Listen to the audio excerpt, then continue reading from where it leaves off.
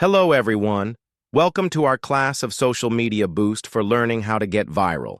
This is a beginner-level class, so if you are planning to learn how to get viral in social media, then you are in the right place because this class, or in this class, will cover everything.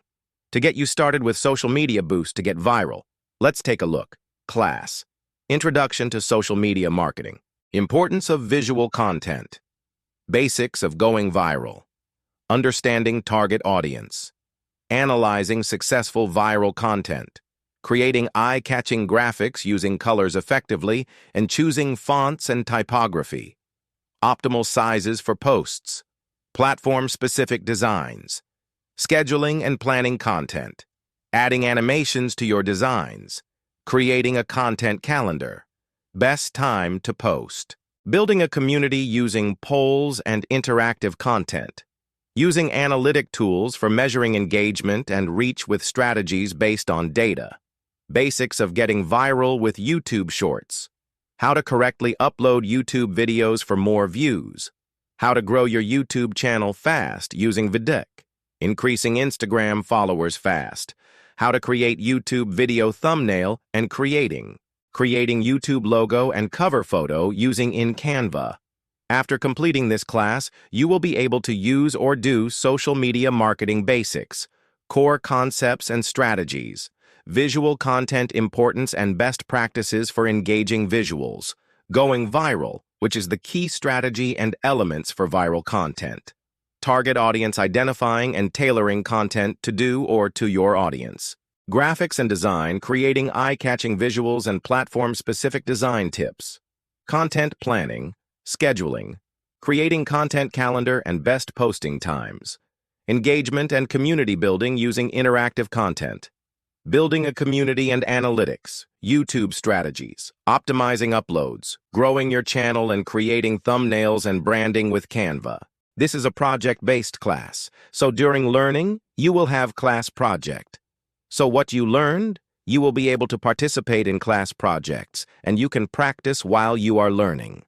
You will have supporting resources in this class, so it will be easier for you to learn during learning. If you face any issue or if you have any question, then feel free to ask me. I'm always there for you to help you. So let's start learning Social Media Boost to get viral together. Of course. Welcome to a new course of Social Media Boost for getting viral. Well, what is Social Media Boost? But before getting into our classes, we have to learn a lot of things about social media, about its marketing sectors, about how to get viral, and how it actually works, what you should follow up. So I'm also going to be about social media marketing in this class or in this introduction part. So without any further ado, let's move on with our slides where we are going to learn about social media marketing. Social media marketing, or SSM or SM, refers to the use of social media platforms to promote a product or service. It involves creating and sharing content on social media networks to achieve marketing and branding goals. This includes activities like posting text and image updates videos and other content that drives audience engagement as well as paid social media advertising. Now we have to learn before getting into the boost. Why social media marketing important?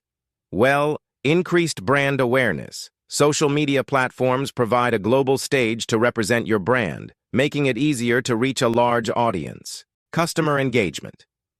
Social media allows direct interaction with customers, which can improve customer service and foster brand loyalty. Cost-effective compared to traditional marketing methods, social media marketing is generally more affordable and can yield high returns on invest ROI. Targeted advertising. Social media platforms offer sophisticated targeted targeting options, allowing you to reach specific demographics based on age, location, interest, and more. Analytics and insights. Social media tools provide valuable data about your audience's behavior and preferences, helping you refine your marketing strategies. Key platforms of social media marketing. Facebook, widely used for its extensive reach and diverse user base. Features include pages, groups, and even ads. Instagram, popular for visual content and stories. Ideal for brand targeting younger audiences. Twitter, known for real-time updates and trending topics. Useful for customer service and engagement. LinkedIn-based like the best for B2B marketing, professional networking, and industry-specific content.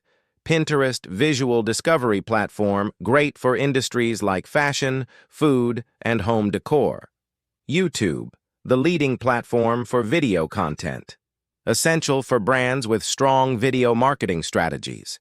Then we're going to learn about the basic components of social media marketing strategies. First off, starts off with the goals and objectives. Define what you want to achieve with your social media efforts.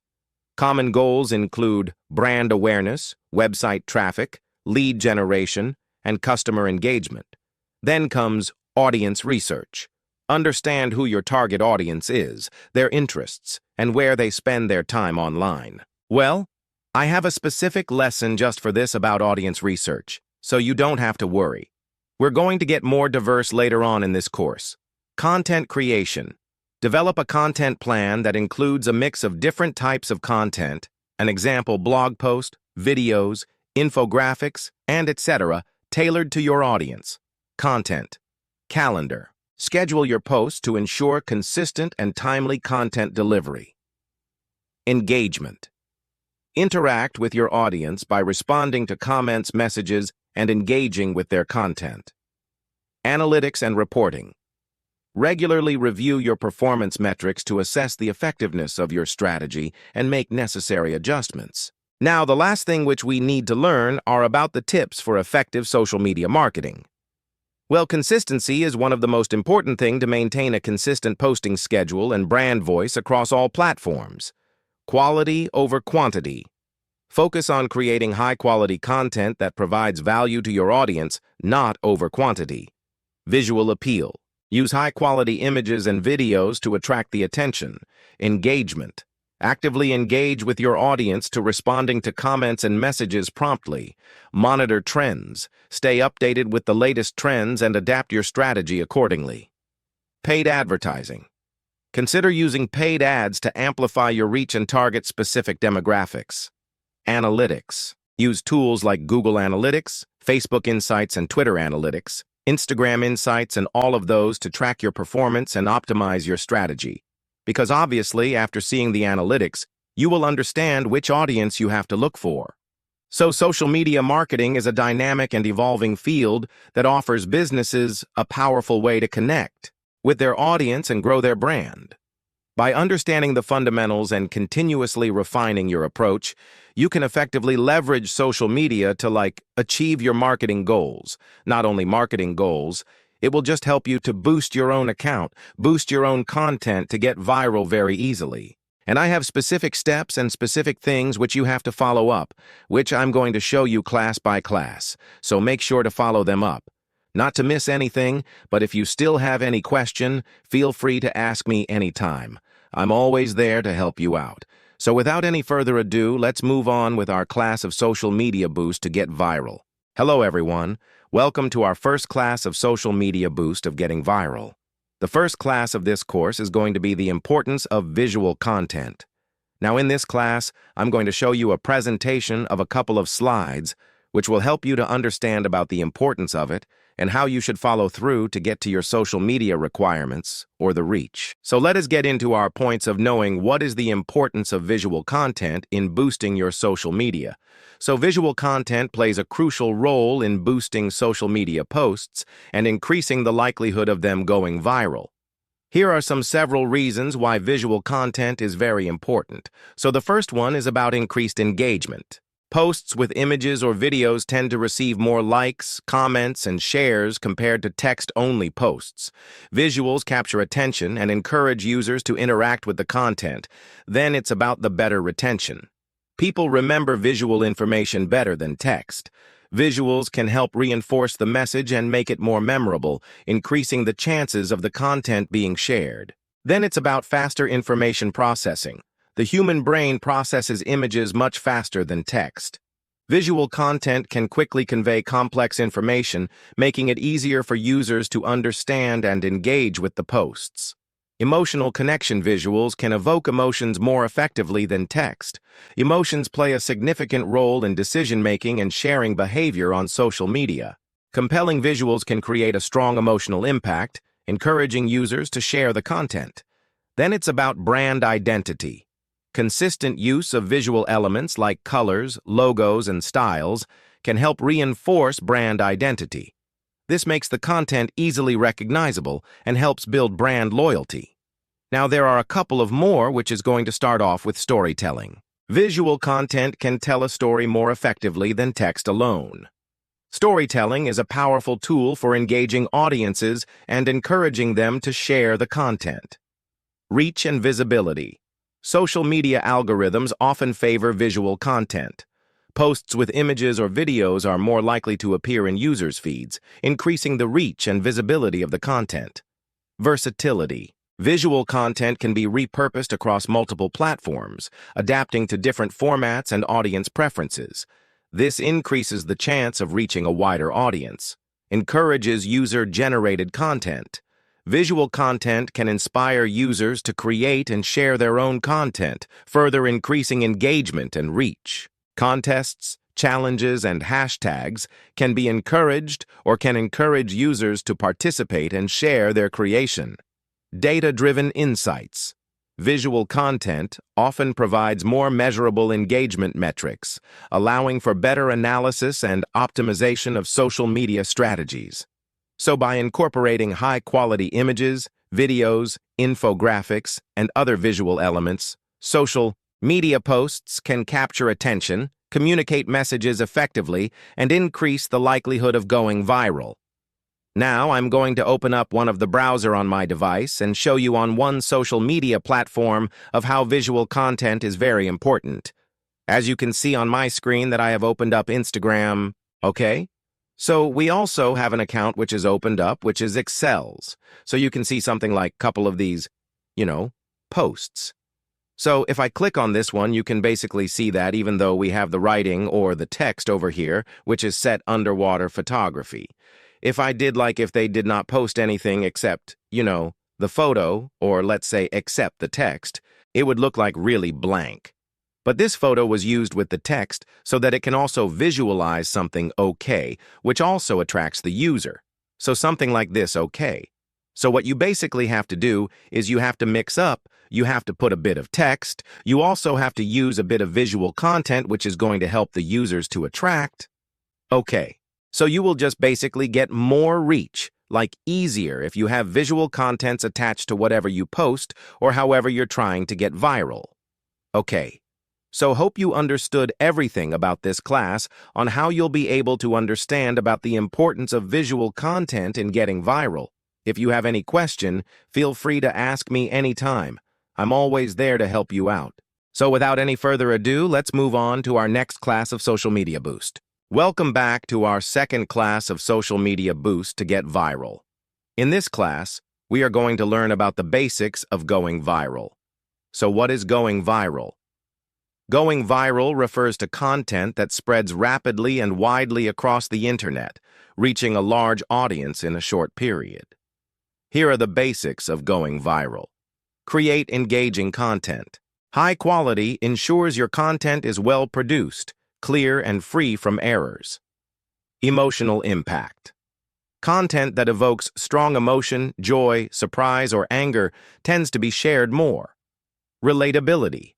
Make content that your target audience can relate to or see themselves in. Now 2. Understanding your audience target approach.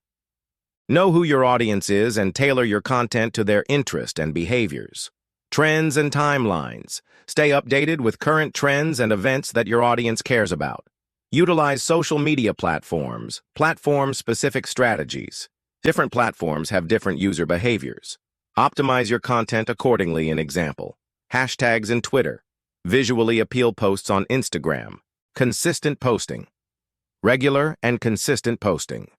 Help maintain audience engagement and visibility. Optimize for sharing. Easy sharing options make it easy for users to share your content with buttons and links. Engaging titles and thumbnails. Use compelling titles and thumbnails to grab attention and encourage clicks. Leverage influencers and communities, collaboration partners with influencers or other content creators to reach their followers. Engage in communities. Participate in online communities and forums relevant to your content. Analyze and adapt track performance. Use analytics tool to monitor how your content is performing feedback and iteration. Learn from what works and what doesn't and adjust your strategy accordingly. Utilize paid promotion. Boosted post. Use paid promotion to increase the reach of your content. Targeted ads. Create ads targeting specific demographics to reach a broader audience. SEO and keywords. Optimize for search engines. Use relevant keywords and optimize your content for search engine to increase the visibility. Metadata. Ensure titles, description, and tags are well optimized for search. So what are the key takeaways that you will learn, or which is going to be termed important, quality, and relevance? High-quality relevant content is more likely to be shared. Emotional engagement content that evokes strong emotional tends to go viral.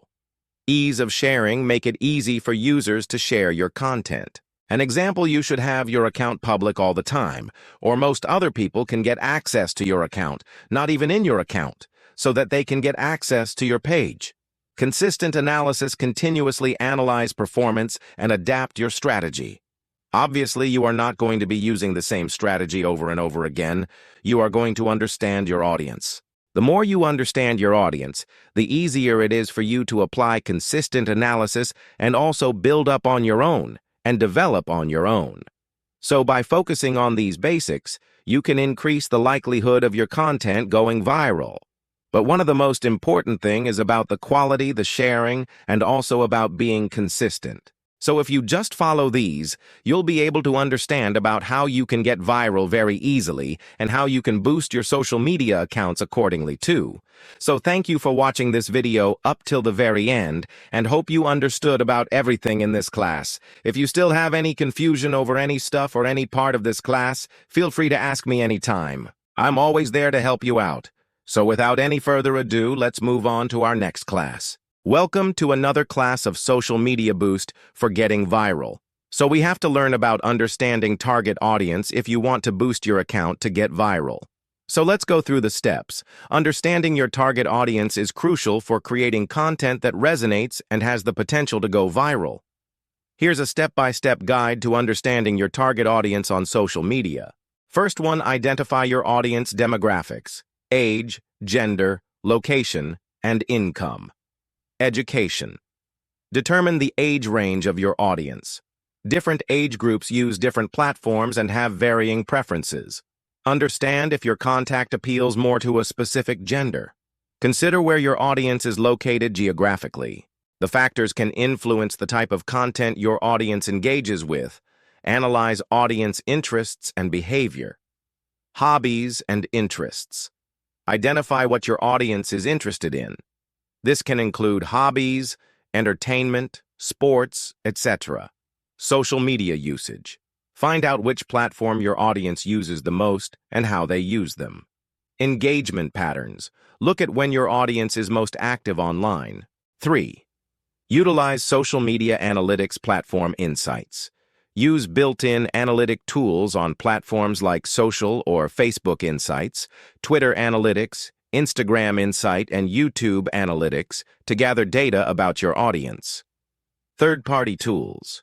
Consider using tools like Google Analytics Hootsuite or Sprout Social for more in-depth analysis. Engage with your audience. Direct interaction. Engage with your audience through comments, messages, and live sessions to understand their preferences and feedbacks. Surveys and polls. Use surveys and polls to directly ask your audience about their interests and preferences. Analyze competitors' research. Look at competitors who are successful in your niche. Analyze their followers' engagement rates and type of content they produce. Content analysis. Identify which types of content, videos, infographics, articles perform best for your competitors. Create audience personas. Persona development. Create detailed audience personas based on your research. These should include demographic details, interests, behavior patterns, and pain points. Use personas for content creation. Use these personas to tailor your content to meet the specific needs and preferences to your audience. Monitor trends and adapt, which is number 7. Stay updated. Keep an eye on emerging trends and changes in audience behavior. Adapt content strategy. Continuously adapt your content strategy based on the latest insights and feedbacks. 8. Test and iterate. A/B testing tests different type of content, posting times and formats to see what resonates best with your audience. Iterative approach. Use the results of your tests to refine your content strategy. So what are the key takeaways which you're going to take from this class? Deep understanding. Knowing your audience in depth allows you to create content that truly resonates. So, obviously, if you have even a high, or let's say, a lot of followers, and a lot of people who actually follow you. But if they don't, or if you don't understand what resonates them truly and what contents you should create, it will not help you to grow. You might get stuck at a certain point where you cannot grow anymore. Then we have is data-driven approach. Use analytics and feedback to make informed decision about your content strategy. Obviously, the people who are going to follow you or who are going to partner up with you. Obviously, they are not going to have the same idea, same strategy all the time, so obviously they're going to look for something new from time to time. Obviously, if you do or follow the same strategy, people might get actually bored. So you have to use the analytics and feedbacks of your followers to make the informed decision and about your content strategy. Then we have is continuous engagement. Regularly engage with your audience to stay updated on their changing preferences. Obviously, if you are not continuous, if you're not consistent in engagement, obviously you will not be updated to their preferences. You might miss out on something very important. You might also forget about something you might forget or drop out a trend. So which might actually show that people are not getting interested or are not interested anymore. So you have to be continuous about engagement. So by understanding your target audience thoroughly, you can create content that appeals to them and increases the chance of your content going viral on social media. So hope you understood everything about this class on how you'll be able to understand your followers and understand your target audience. If you still have any confusion or any question about any part of this lesson, feel free to ask me anytime. I'm always there to help you out. So without any further ado, let's move on to our next class and hope to see you guys there. Welcome to another class of Social Media Boost to get viral. In this class, I'm going to be showing you about analyzing successful viral content. Now, we are going to go through social media and couple of sites, and also even Google to show you how you'll be able to analyze successful viral content. So without any further ado, let's just open up any web browser which you have on your device. It could be either Google Chrome. You can also use Mozilla Firefox, Microsoft Edge, Opera GX, or whichever one you prefer. As you can see on my screen that I have opened up Google Chrome. Now we're going to search up for viral. Let's just go up to your search bar. Let's say I'm going to search in for viral contents today. Now hit on enter. Now, when you hit on enter, there are a couple of these sites which you'll be able to see. Now we are going to select from 10 best viral content ideas for social media platforms. It will help you, or you can go off to Okoya.com and you'll be able to find out what is a viral content. Why is it useful then? There are also a couple of ideas which you can get from these type of sites. But one thing about them is that we have to go through the site and search for viral contents first, so that we can show you with example. So I'm going to search in couple of these sites. Let's say viral and trending news. So let's just click on any one of these websites, and now it will help us to see what content and what news are there which is viral right now. Now you can use couple of different sites like these GMA News Online. Now click on agree and then you have to wait for a bit.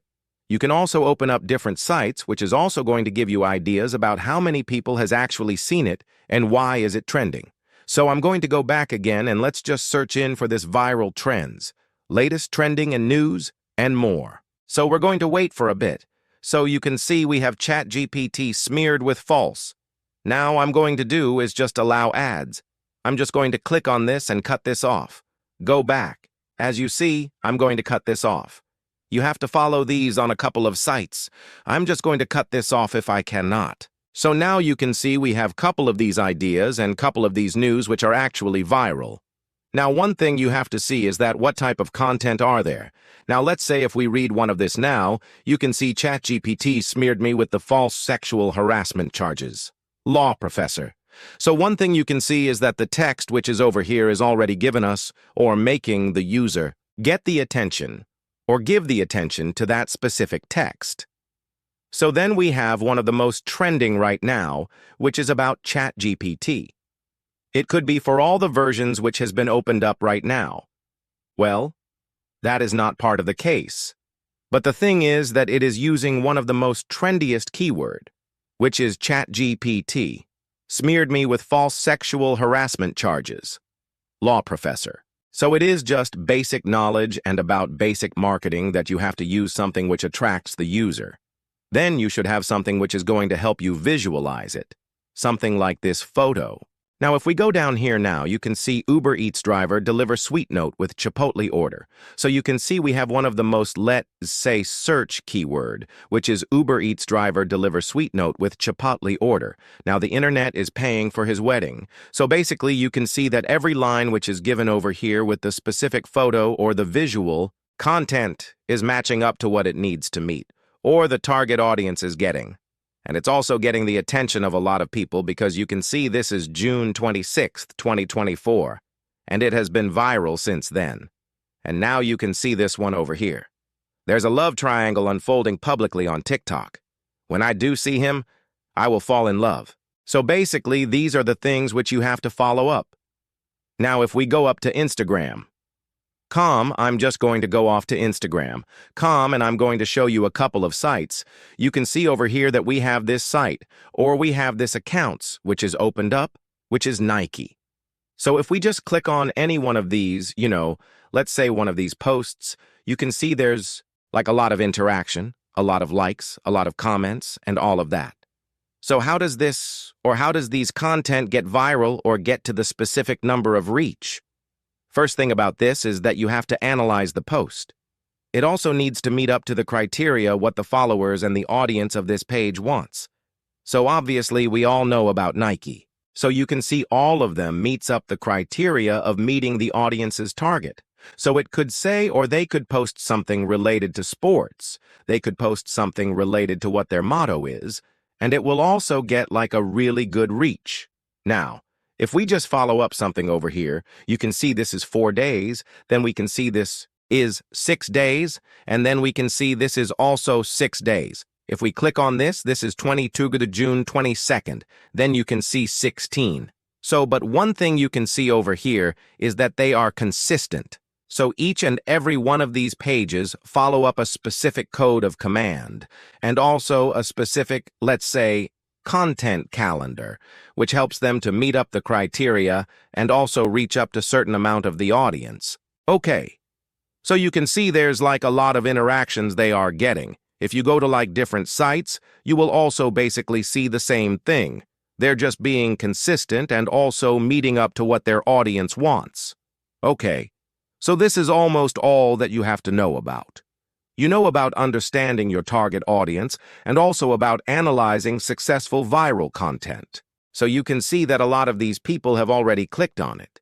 If we click on this, and if I just go off to my profile, and if I just click on any one of these, you will be able to see the insights. So you can open up the insights of your account and see how many people have engaged with it, how many people liked it, how many people commented on it, how many people shared it, saved it. Everything okay? You just have to be consistent. That's it. So hope you understood everything about this class, on how you'll be able to analyze successful viral contents. And obviously there is like a couple of keyword researches which you also have to do when you are trying to post something or when you're trying to reach something. Okay, so hope you understood about everything. And if you still have any confusion or question, feel free to ask me. I'm always there to help you out. And without any further ado, let's move on to our next class. Welcome to our new class of Social to Get Viral. In this class, I'm going to be showing you a very practical lesson and about how you can create an eye-catching graphic using colors effectively and choosing fonts and typography at the same time. So I'm going to show you each and every one of these steps one by one, as I'm going to be creating a post in Canva in this class. So I would suggest you not to skip any part, because if you do, you might miss out on something very important. So without any further ado, let's just hop on to the class by opening up Canva on our device. You can also open up any web browser on your device so that you can see a couple of examples, which will help you to understand about how eye-catching graphics are created. By using all of these steps like colors, fonts, and typography, all together. As you can see on my screen that I have already opened up Canva. Now I'm going to also open up Google Chrome on my device so that I can show you a couple of examples. So I'm going to click on that. Wait for a bit until I have to select my account. There we go. And now if I search in for, let's say, posts, or I click on enter, I'm going to just click on graphical eye-catching. I just click on that. If I just go off to images, you'll basically see all of these posts are somehow really good looking. You can see this one, which is also a very good example. It has graphics, the text, the typography, and all together is making it look really good. So if I just keep going down, there are also like couple of other posts, but I'm going to be creating something like this, combining all three together, and then we can just make something which is going to be very eye-catching. So if I just close off this internet or close off the browser, I'm going to open up Post. You can also go off on, let's say, social media and create up your own preset and work along with it. But I'm going to be creating Instagram story post, which is going to be square. So if I want to use that, I can use this one. But you can also go up to custom size. You can search in over here and make up a template which is going to be 1080 into 1080. You can see 1080 into 1080 is square. So if I just click on this and the preset will open up on my screen.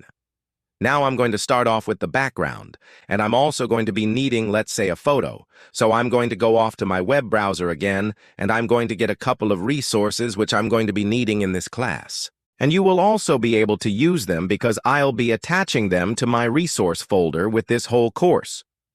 The first off, you can go off to pexels.com. You can see we most of the time use pexels.com because it is going to be royalty-free time, and anywhere you want to, you can use them in your project.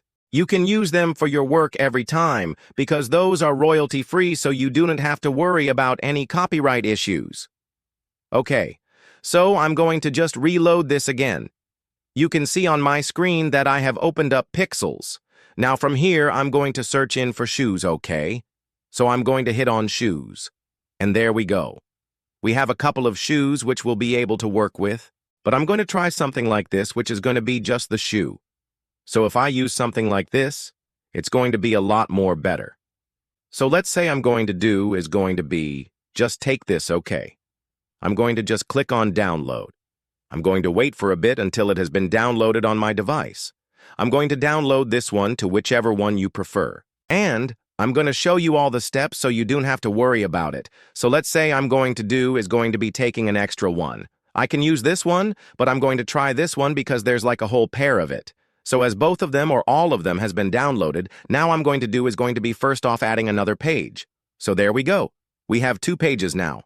First things first, I'm going to go off to Uploads and click on Upload File. I'm going to take all of these files. I'm going to go off the downloads. There we go. We have 3 of them. I'm going to open them up. So those will be uploaded onto my workspace. And then what I'm going to do is going to be removing the background of each and every one of them. Because I don't want to work with the whole thing. I want also an extra stuff or, whatever background I want to be used. So if I just click on this, there we go. I have put it over here, increase up the size, and what I'm going to do is just going to click on Edit Image. So if I can't find it over here, I'm just going to go off with something futuristic or graffiti. You see, there are a couple of these which I can use. I'm going to do is going to be selecting maybe like graffiti. Okay, I'm just going to search in for graffiti or calligraphy, geometry, funky. There we go. We have graffiti over here, and from here I'm going to select on this retro Jordan one. There we go. This is the exact one which I'm going to be using. There we go. We have the text over here, but now I'm going to customize it. So first things first is that I'm going to make 2 of these Control D. Okay, so First thing what I'm going to do is that I'm going to go off the effects. And from here, what I'm going to do is going to be taking this at the back. So what I can do is that click on this one first, and then I'm going to do is going to go into position. Go off the layers, I'm going to take this underneath. So there we go. We have Retro Jordan 1 over here. Now what I'm going to do is going to be selecting on this. I'm going to keep it bold. You can try keeping it bold. And from here I'm going to do is going to be selecting on this. Maybe let's just select that. It's also looking a lot more better. I'm going to click on that. There we go. Fix up the size. Okay. So, perfect over here. I'm going to take this to the right side. Perfect on both. Now. Okay. This is 110. And this is? There we go. First things first is that I'm going to take the back part. Just go off the position. This one is at the bottom. So I'm going to do is just take this. Keep this at the center and keep this at the top. Okay? So what I'm going to do is let go of the effects and I'm going to lift it up. Our setup that what I'm going to do is going to be just clicking on the color. So if I can color it up, it's going to be a lot more better. So if I just keep it something like this, I'm going to apply the thickness to it. And from here, what I'm going to do is going to be clicking on effects. And I can lift it up just a bit so that it just looks better.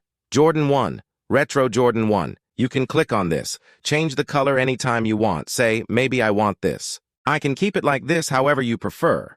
You can also change the color to this specific color if I want to. So I'm going to do, it's going to be clicking on this. Okay? So what I'm going to do is go to Effects. Click on that. And I'm going to select up this one. And I'm going to go off over here. Obviously, I'm going to click on black. There we go. Retro Jordan 1 perfect looking really good. And now what I'm going to do is going to be customizing other text. So Retro Jordan 1. And here, I'm going to apply more text boxes. So here, I'm going to put in, let's say, new. I'm going to do is going to be selecting all of these, reducing the size just a bit. Ctrl D. So you can just customize your, whatever you are making, you can just make it look a lot more better.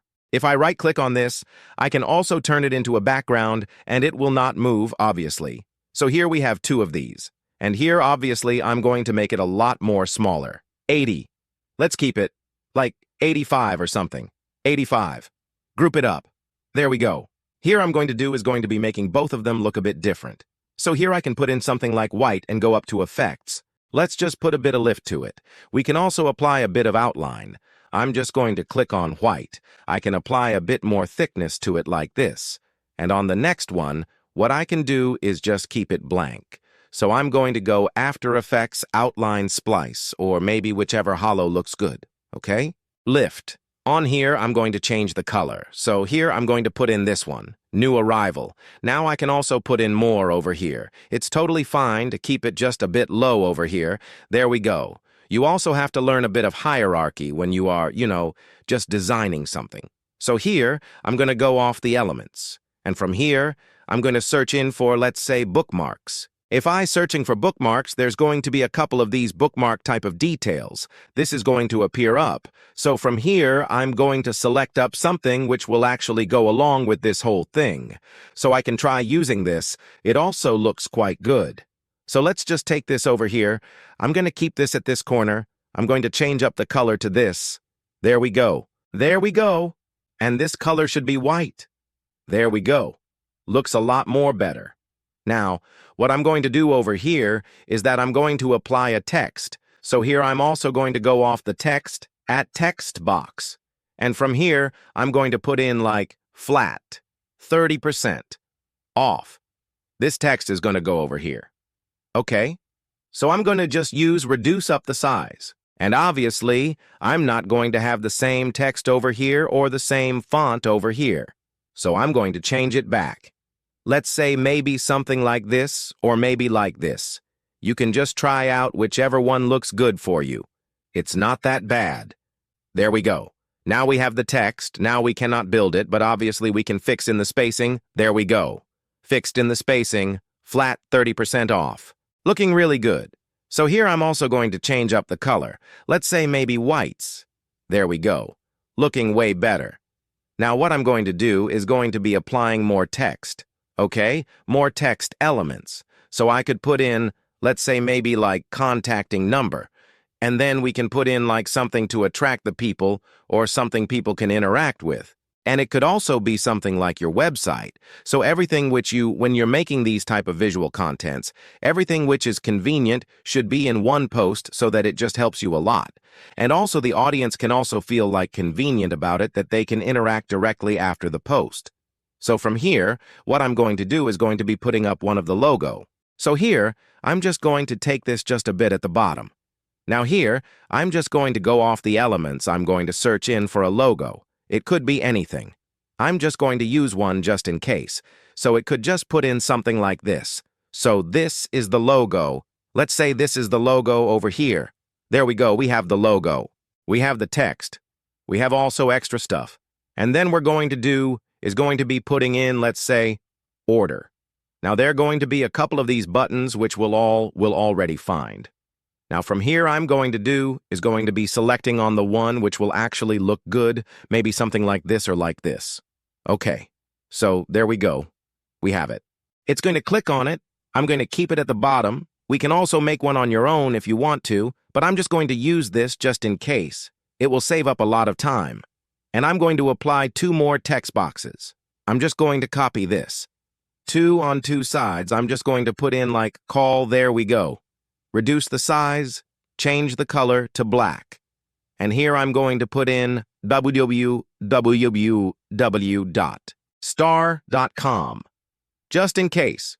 Okay, I just put them just in case so that it just looks or doesn't look empty. This is 37.2. I'm going to do the same thing, though it should be the same, so that it just looks a lot better to have them over here.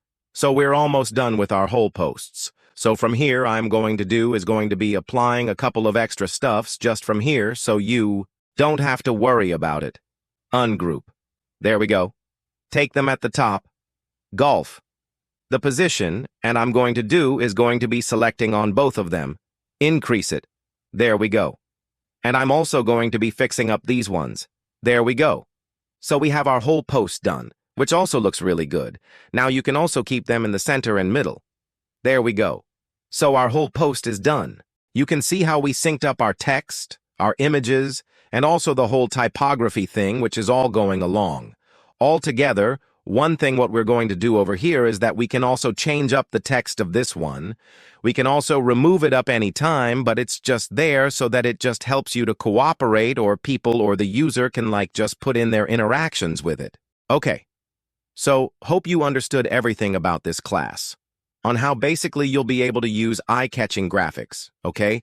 By using typography, text, and images at the same time to boost up your social media and also to get viral fast.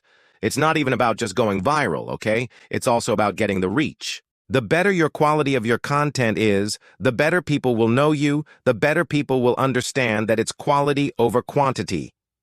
Okay, so thank you for watching this video up till the very end, and hope you understood about everything in this class, about creating an eye-catching graphic. If you still have any confusion or any question about any part of this lesson, feel free to ask me anytime. I'm always there to help you out. So without any further ado, let's hop on to our next class of Social Media Boost to get viral. Welcome to our new class of Social Media Boost to get viral. In this class, I'm going to show you everything you need to know about the optimal sizes for posts in Instagram, Facebook, Twitter, and etc. It could also be like, LinkedIn. So, without any further ado, let's open up Canva on our device and show you about the optimal, let's say optimal sizes for these posts in Instagram, Facebook, Twitter, and also other sites. As you can see on my screen, I have already opened up Canva. Now about Canva, you already see that for each and every social media platforms, there is an optimal size for them.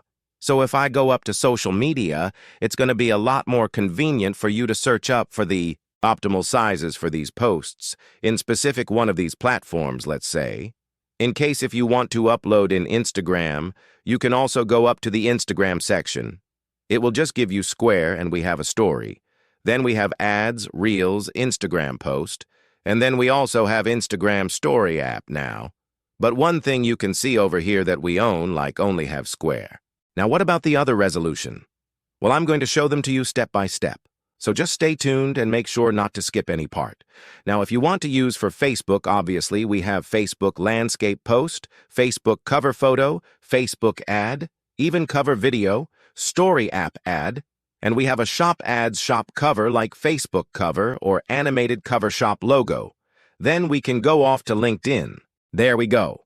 We have our background photo, the post, the single image ad, or maybe even the video ad. So I'm going to show you each and every one of them step by step. Well, if you're on an older version of Canva, or if you do not have the premium version of Canva, it's also totally fine because you will still find these features available for you. But one thing is that sometimes you will not find out the exact resolution or the exact preset which you want to use. So in that case, what are you going to do? You can also go off to the web browser and search for, what is optimum on those cases, okay? Or what is the most optimum resolution for this platform or that platform, and what are you trying to use it for, okay? It could either be a PHP, which is a profile photo, or it could also be a post. It could also be a different resolution of post, okay? So let's start off with social medias, okay? So I'm going to start off with Instagram. So I would say the most lowest or the lowest resolution of Instagram which you can work on is going to be 320 in a 320 pixels, which is going to help you to, keep the PHP or the display picture of your account to be the most optimum. So you can go up over on custom size because we are not going to find them over here. You can just click on width. Just type in 320 into 320 and you can already see Instagram profile picture has popped up. So you can just either click on this or you can press on this create new design, like just create a new platform for you. And from here, you can customize your own display picture of Instagram over here. So let's just go back. And when you want to work with, let's say the Facebook profile photo, then I would suggest you that go for lower. But obviously when you go lower, it's going to just reduce up the quality. But that is how low Facebook actually supports. You can go off to 170, which is one, and other comparatively to other social media, optimal resolutions. So if I press on create, you will basically already going to give us that 1:17 to 1:17 is going to be actually really small, just like this, or maybe smaller like this. So you basically have to keep that thing in mind. You increase up that photo. It's not going to be really high quality. It's just obviously going to get, it's just going to break down in resolution. So the next one, which is we're going to be talking about is going to be Twitter. So the Twitter profile photo is composed of 400 into 400 pixels. So you can just press on create new design, make sure to keep it on PP, and you can open them up okay. And obviously I'm going to give you a slide at the end of the class too. But even if I don't make sure to keep those things in mind, which I'm trying to give you right now, and in LinkedIn, it's also going to be the same. The profile picture is going to be 400 into 400. You can go off to LinkedIn. You can see background photo is this. But there is no profile picture, so you have to keep that thing in mind. Okay, so the next one which we're going to talk about is going to be the landscape in, these medias. So you can go off to Instagram. You can see there is basically no landscape, unless you go off to Facebook and Facebook posts. We do have a landscape, okay? But there are also more optimal resolutions which you can use. So let's just say I'm going to open up, let's say maybe a presentation where I'm going to give you off the resolutions, which you can save up, okay? So let's just go off the presentations. Or maybe I'm going to open up docs so that I can help you to understand. Or I can help you to actually, I'm just going to type in what you basically have to know. So I'm going to go off the docs, and here I'm going to make myself up a table so I can go off the elements over here. I'm going to click on table. There we go. I'm going to apply more. Let's say maybe I'm going to use expand to full width. I'm going to take it over here. Hit on enter. If it doesn't work, I'm just going to add more. You can see this type of thing pops up. Okay. You won when you work with that table. I think we need 5. And we need 1234, 5, 6. Okay. So 456. Let's just remove out this because we don't need that. So let's just say here I'm going to put in PFP. This is going to be the profile picture. And then I'm going to put in, let's say, landscape. Okay? Then after landscape, it's going to be portrait. Then it's going to be square. Then it's going to be stories. And the last one is going to be cover. Okay? So first off, we're going to put in the Instagram values. So for Instagram, I'm just going to do is going to be typing in another one over here. So for Instagram, it's going to be 320 into 320. Okay. Now for the next one for Facebook, it's going to be 170 into 170. You have to keep this thing in mind because Facebook is the lowest resolution which it supports. Okay? Among other, or comparatively to other social medias or platforms for Facebook and also LinkedIn, it's going to be 400 into 400. You have to keep these things in mind because, people tend to forget these values. Okay. So just try using that. It's going to be the most optimum and it's not going to lose any resolution. If you use these values, then go out to landscape or landscape. The Instagram value is going to be 1080. 1080 into 5566. The next value for Facebook or the Facebook landscape is going to be 1200 into 630. Well, I'm also going to give you examples after the class so you don't have to worry about it. For Twitter, it's going to be 1024 into 512. And the last one for LinkedIn, it's going to be 1200 into 627, into 627, 87. Okay, for portraits of Instagram, it's going to be 1080 into 1080. It's like the most basic, but that's going to be square. But we want portrait, so it's going to be 1080 into 1350. So 1080 into 1350. Okay, that's for Instagram. For Facebook portrait, it's going to be 630 into 1200, which is the kind of like the opposite.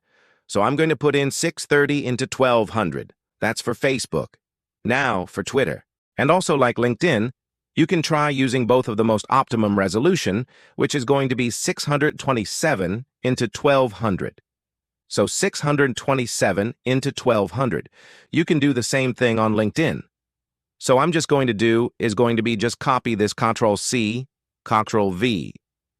Now let's move on to the square. So obviously it's quite the most basic. 1080 in a 1080. Try using it on both of them. And for Facebook, you can try using 1200 because that's the most optimum. You can try using that if you want to. You can also do 1080 and 1080 over here. Well, all of them are going to be quite the same. You can also use 1000 into 1000. So I'm just going to put in 1080 into 1080. If it doesn't support 1080, then you should go for like 1000 and 1000. And that's going to be very simple. Now, obviously in Twitter and also LinkedIn, there is no story. So I'm not going to be putting in any value. So for story in like Instagram is going to be 1080 into 1920, okay? That's going to be it. And for Facebook, it's also going to be the same. So I'm just going to copy the whole thing. Control-C, there we go. And the last one is for recover photos, which is going to be very important. And obviously, Instagram does not have a cover photo area. So for Facebook, it's going to be 851 into 315. Okay, that's the most optimum state for Facebook. So I'm just going to put in an A on these. And obviously, I'm going to put this stock into my resource file, which is going to help you to understand about it. Or you can also just take a look at it. So for Twitter, it's going to be kind of really high. So it's going to start off with 1500 into 500. That is the cover photo, the most optimal cover photo resolution for Twitter, or which is X. And for LinkedIn, it's going to be 1128 into 191. Okay? So make sure to keep these things in mind. And obviously, I'm going to put in more text over here so you don't have to worry about it. So if I just go off over on templates, if I just want to type something over here, I'm just going to do is going to be taking this at the bottom. Let's just say I'm going to do is going to be expand. Control-Z, let's say Instagram. Then it's going to be Facebook. I'm just going to put it quite along like this. Facebook and then X. And the last one is LinkedIn. I'm just going to put it in over here. So it will just help you understand which one is which value. So I'm just going to save it up. And if you want to try it on your own on Canva or maybe even other platforms to check out the presets, you can try using them. So just in case, I'm just going to show you about these cover 851 into 315. So you can click on that. And you can also open up custom sizes directly from over here. So if I put in 815 and 315, over here is going to be the most optimal size for Facebook cover photo. So click on that. There we go. It has created up that space for me. And you can see this looks quite good. So hope you understood everything about this class on understanding about the most optimal resolutions for each and every one of these platforms. So thank you for watching this video again and hope you understood about everything. If you still have any confusion or any question about any part of this lesson, feel free to ask me anytime. I'm always there to help you out. So without any further ado, let's move on to our next class. Welcome back to another class of Social Media Boost to get viral. In this class, we are going to learn about platform-specific design tips. Well, instead of platform-specific design tips, I'm going to give you everything you need to know about how and what steps you should follow on each and every one of these platforms so that you can get the attention of your users and your target audience. So I have prepared a slide for you, which you should like. Check it out properly and make sure not to skip any part, because every part of it is going to be very important. And by the end of the lesson, you can try, following through it. You can try on the steps, on your own, on each and every one of these platforms. And I have prepared 4 slides for 4 different platforms, which will be easier for you to understand and what you should do on those specific platforms. So let's start off our class with knowing what the social media business is about. So the world has evolved to host everything digitally. Personal lives or product marketing, 5.03 billion people use the internet today. Of these, 4.62 billion are connected through social media. This digital connection has linked individuals and businesses, making social media the perfect platform to tap into. So what are you going to do about Instagram and what is it about? So with shortening attention spans and less time, many prefer pictures and videos over reading lengthy text. This is particularly prominent among college-going individuals and those working on kickstarting their careers, and for this reason, a staggering 59% of users between 18 and 29 use Instagram. Nowadays, Instagram is immensely popular among influencers and creators, so make the most out of this opportunity and find micro-influencers with high engagement rates to work with. The 24-hour lifetime of Instagram stories also mean you can share brief clips without having them stuck to your profile. You can include behind-the-scenes videos, live sessions, clips of your workday, and show the face behind the brand to humanize your brand and improve customer engagement.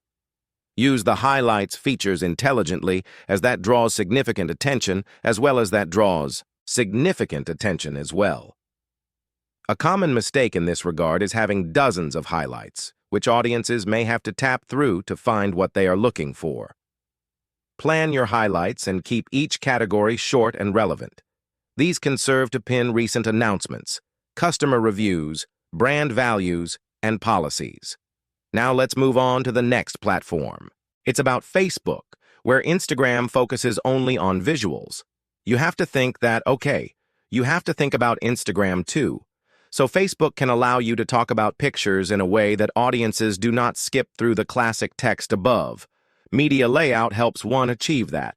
You can cater more to individual posts on Facebook without paying as much attention to the color scheme as on Instagram. However, you do need to be consistent with your branding elements.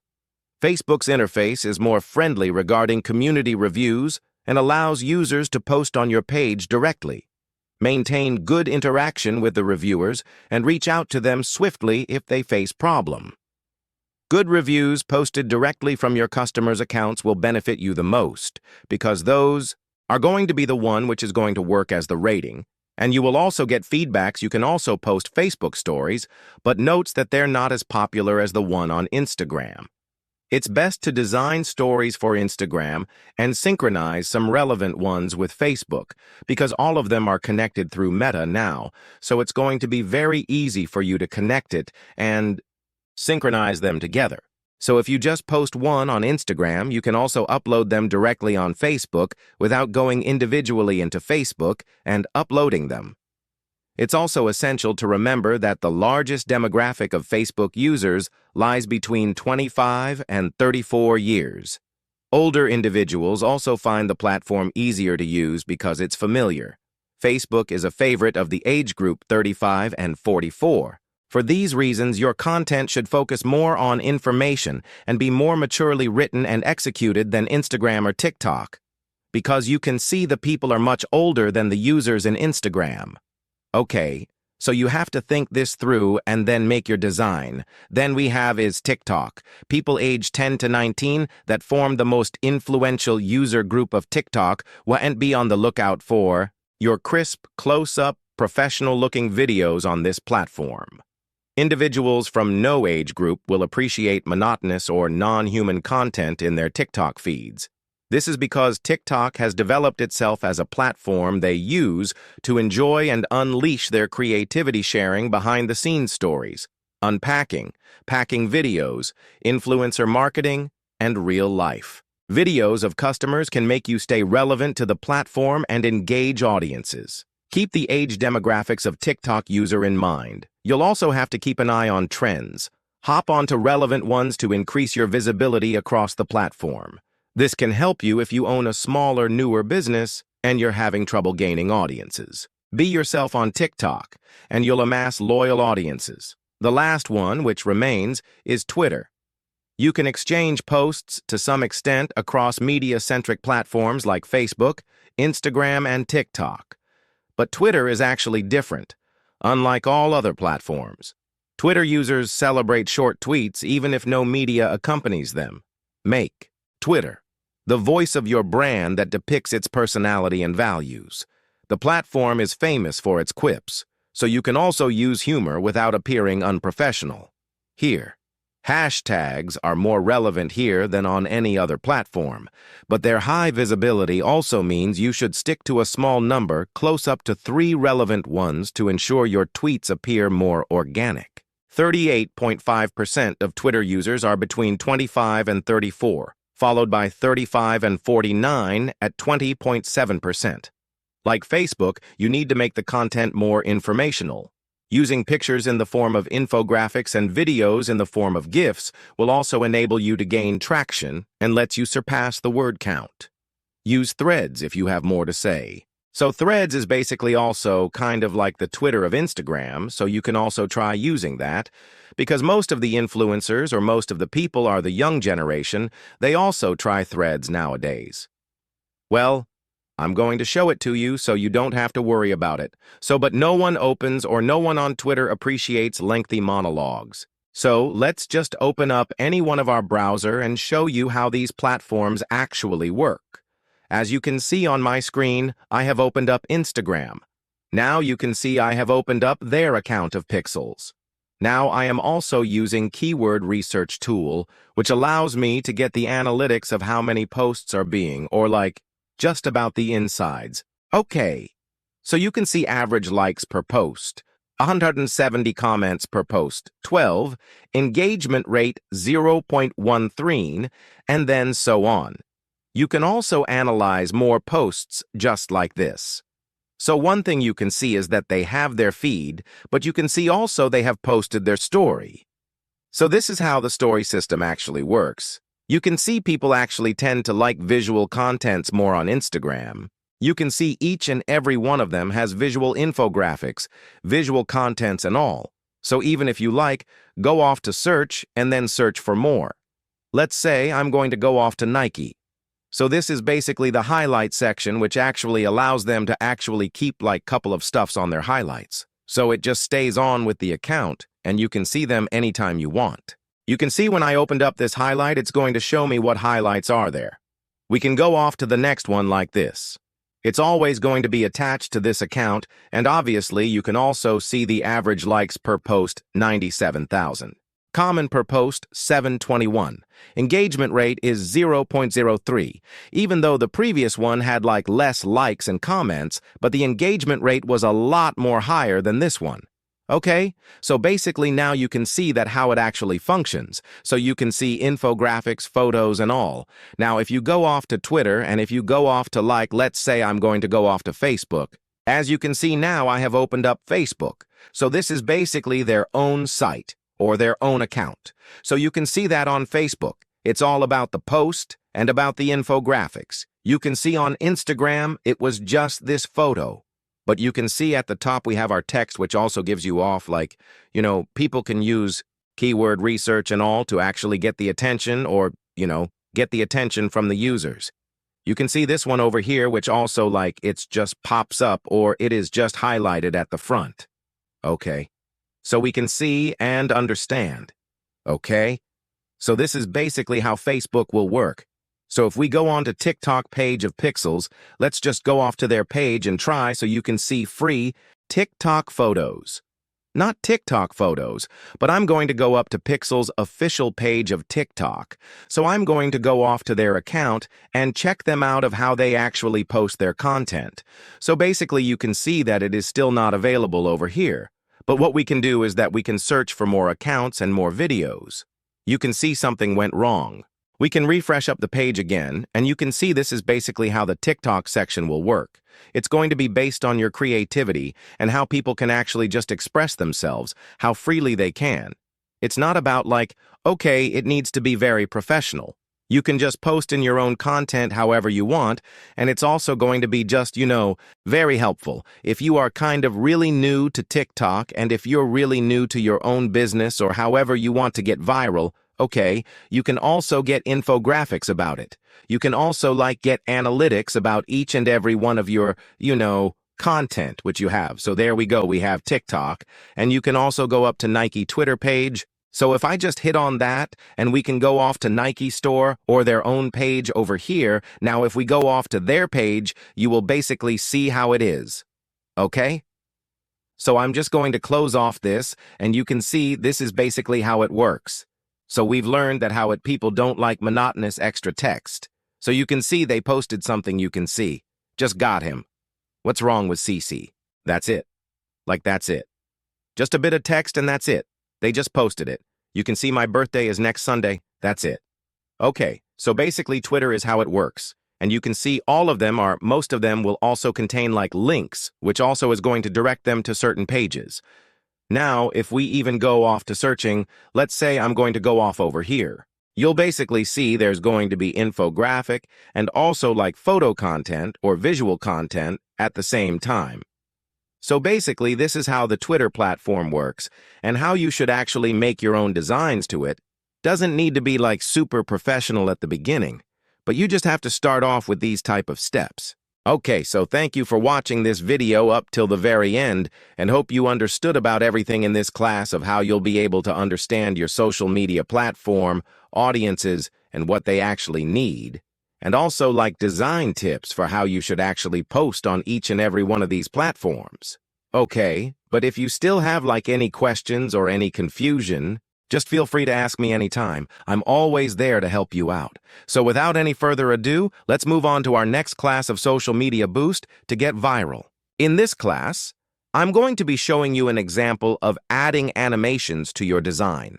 So I'm going to be making a commercial. Or I'm also going to be making a poster, which will help you to understand that how animation gets the attention of your target audiences. So without any further ado, let's hop, opening up Canva. You can also open up any specific platform or social media platform to get an idea. And also you can try other websites too on your web browser to also search up for design motivations. So I'm also going to be getting my resources from Pexels.com. And I'm also going to be showing you a couple other sites from where you will be able to get royalty, free content, and also use it for your own work and your own project. So without any further ado, let's just open up our web browser first. On our device, as you can see on my screen, that I have opened up Google Chrome. Now from here, I'm going to go off to Pexels.com. I'm just going to go off to Home, and from here, I will be able to take whichever photo I want. So from here, maybe I want, let's say, ramen. Okay, so I'm going to be making something which is going to be like this from the top, and I want it to work a bit different. So I'm going to be making something which will actually look good with the whole thing. So I'm going to go down and I'm going to search for something which is from the top. Like this. Like this also looks good. So I'm going to take this and I'm going to click on free download. And I'm going to wait for a bit until this has been downloaded on my device. And if you want to search for more, there's going to be a lot more of these resources which you'll be able to take, and whatever I'll be using or whatever resource I'll be using in this class. I'm going to attach it with my resource folder if you need help. If you want to work with those resources, you'll be able to work with that. Now let's go off to our next slide, which is called Pixabay. So with that is basically for music. But we can also go off to unsplash.com. So unsplash.com is also royalty-free. So from here, maybe I'm going to search in for Ramon, hit on enter. And you can also search for whatever you want. So let's say something like this also looks good. I'm going to click on, and I'm going to download it up on my device. This one also looks quite good. I'm going to download this up. So whichever actually looks good, I'm going to be using that. So I'm going to download a couple of these, and obviously I'm going to go off to the next one. And you can also go off to Free Pick. It's also royalty-free. But there are a couple of photos which you will find out, a couple of elements which you'll find out which is not free.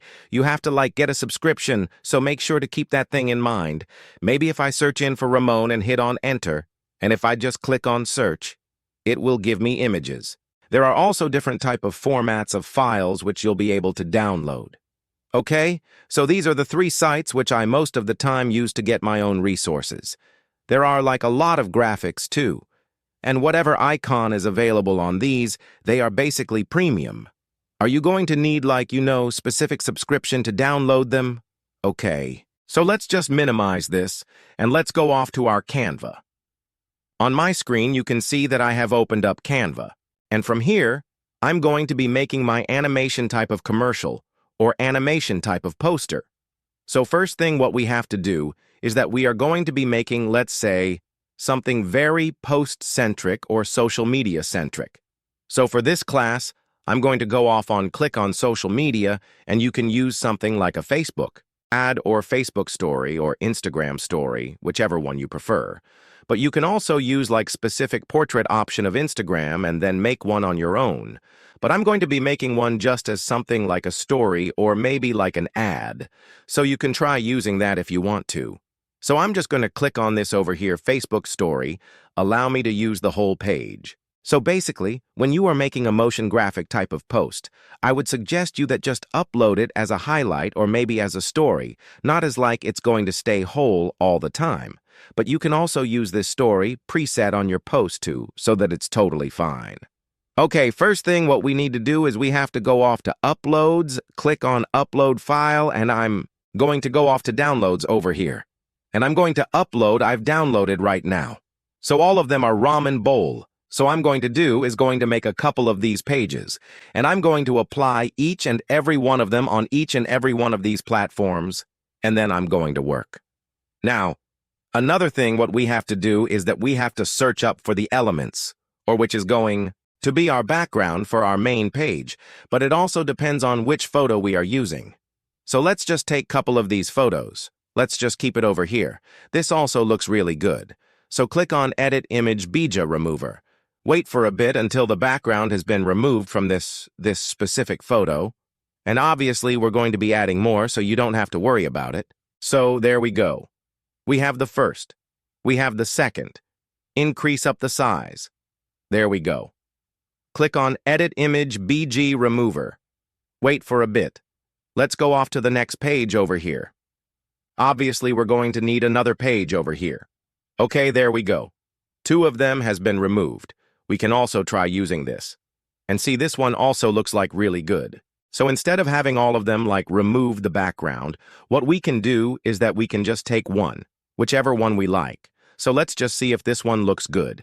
Okay, this doesn't look good by me. So I'm just going to do is going to be removing this. There we go. Remove this one also looks really good, so I'm going to be either using this or that. So I'm going to just remove this. Let's just remove this, okay? This one looks really good. Reduce up the size. There we go. Reduce up the corners. Click on Edit Image Visual Remover, and then you have to just wait for a bit until the background has been removed, because the rest of the stuffs are going to be edited right after the background has been removed, and we're going to need all of that space. Okay? So we have that. And now we're going to go off over here on our second page, and I'm going to apply myself up a background. So here I'm going to search in for Japanese ramen backgrounds. So I'm going to go off the graphics or photo, whichever one you prefer. We can also go up to graphics. There we go. We have a couple of these graphics which you'll be able to work with and go down. I'm going to go off the photos and on photos. Basically, all of them are ramen. So I'm just going to do is going to be Japanese background. Let's say I'm going to do is going to be using one of them over here. But I want something that is like really subtle. So maybe something like this. But yeah. Okay. This works. There we go. So this is going to be my backgrounds. I'm going to take this over here. There we go. Reduce up the size just a bit. Keep this at the center, which is going to be very important. Now, if you don't want to work with it, you can also apply something else. It's totally fine. Maybe we can put in something which is something like this. Right-click on it. Background. Now, if we just remove this, there we go. We have something like this. Detach. Delete. We can also try something else. Maybe like this. Right-click set as background. Okay? This one looks a lot better. So if I just press on Ctrl-Z, if I just take it right over here, there we go. Click on Position Layers. Take this at the top. There we go. Looks really better. Now what I can do is also edit the image every time, like anytime I want to. Let's say I'm going to go off the duotone from here. I'm going to do is just apply a bit of customization on it. So if I go off to custom, I'm going to click on this. Okay, this one should say stay white, but the shadows should stay like red, or maybe like, looking a lot more better. Let's just say I'm going to click on none and keep it just the way it is. So if you want something like which is going to pop this, bowl in the background, you have to use something which actually looks kind of good. Not this. You can try out whichever one looks good. Not this, obviously. Okay, this one looks really good. So I'm going to right-click on it, set image as background. There we go. I'm going to go off the position. Arrange center. There we go. We have this right click on it. You're going to do is going to be fixing up the transparency just a bit. There we go.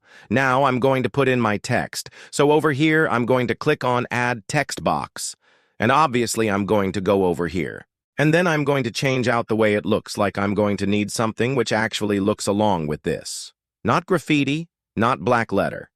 Let's just go off over here.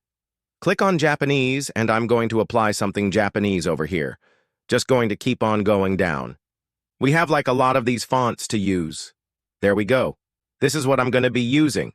Double-click on this. So I'm going to put in like authentic ramen, click on Effect, lift it up, or maybe I'm going to apply a bit of outline to it. If it doesn't look good, we can obviously change up the font anytime we want. I suggest something like a bit thicker, which is going to look a bit thick. Okay, something like this is going to be good. Now we can go up to Effects, and we are going to do is going to be applying a bit of curve. There we go. Click on that, and obviously increase up the size just a bit. There we go. Authentic ramen. I can also click on this. Go off the position, and you can fix it. Center. Okay. So here what I'm going to do is going to be going off the elements. And now I'm going to search in for round shadow. Hit on Enter. Go off to graphics. And I'm going to be using this. Apply its position. It's got the position center and take it to back. There we go. We have the shadow again. Go to layers again, Control D, another copy. Keep it at the bottom so it just looks better. And also just, makes it look kind of the photo just looks a bit more real. Then now as we have our shadow, we also have our text. I'm just going to take it a bit at the top. Now what I'm going to do is going to be applying animations to each and every one of them. So we have authentic ramen. Go off the text again, okay? Let's just copy this, okay? Let's just put something which is obviously going to get a lot of reach. So maybe something like, let's say, 3 toppings. Every Tuesday. I'm going to take this over here. There we go. I'm going to go off to Effects. Go off the curve, reduce up the size. There we go. We have both of our text. Now I'm going to click on this again. Go to Effects. I'm going to also apply a bit of, let's say, shadow to it, okay? Lift looks better, but we can also apply a bit of outline to it. So I'm going to reduce up the thickness just a bit so that it is just visible. Authentic ramen free topping every Tuesday. Now one thing I'm going to do is going to be applying a bit of animation to it. So I'm going to go off the position first, select it up, go up to Animate, and then you're going to search in for Rotate OK. Now you can see how good it actually looks. Like I'm going to click on this. I'm going to animate it. And you can use these options like pan fade or whatever you want. Let's say maybe I also need something like a typewriter. This also looks good. I can also use shift. You can use merge block burst. Clarify. Okay, so from here I'm going to be using this typewriter, which also looks really good. And this one I'm also going to be using something like this, maybe like RO clarify. Okay, I'm also going to need something like this, which is also going to look good. There we go. Authentic ramen free toppings every Tuesday. Then we have to put in a bit of logo. Let's say I'm just going to use a restaurant logo. There we go. Let's just apply this, just in case you can use this as an example. It's not something like you have to use something very like perfect. Let's just use this just in case. There we go. Authentic ramen free toppings every Tuesday. And obviously you can also put in more text, which I'm going to do right now. One thing I'm going to be doing is going to be reducing this part just a bit so that I can apply more elements because we did not put in the name of the shop. So I'm going to take this just a bit at the bottom. It's all about hierarchy. So you have to keep that thing in mind. There we go. Perfect. And now I'm going to do is put in the name over here. So maybe I'm going to do is going to be putting in the logo right over here. I'm just going to go off, apply another text. I'm just going to go up to effects. Click on none. None over here. Let's say Asian pan. Click on this. I'm just going to increase up this size. And obviously I'm going to go off over here. And I'm going to choose going to be fixing the line spacing. Let's just go a bit to the top. Click on that. There we go. I'm going to keep it right over here. And here I'm going to do is also going to take it at the middle. So arrange it, center, perfect. Click on that, position, center. Okay, there we go. We have both of them ready. Just I'm going to do is going to be changing up the colors so I can use something like this. Maybe this one looks better Asian pan. So I'm going to do is going to be changing up the font Control A, and go over here and select up whichever one you want. Maybe something like this. There we go. So we have both of them ready. I'm going to group them up, Control G. And here what I'm going to do is also going to animate them. I want it to pan or maybe rise like this, whichever one you prefer to use. Neon. Neon looks good. There we go. Okay. You can use whichever one you want because the flicker is also right. Okay. Looks quite good. I'm just going to take all of these, I'm going to group them up, and now if I play it, you can also press on Control Z to undo the process of each and every one. Now you have to first off play it up.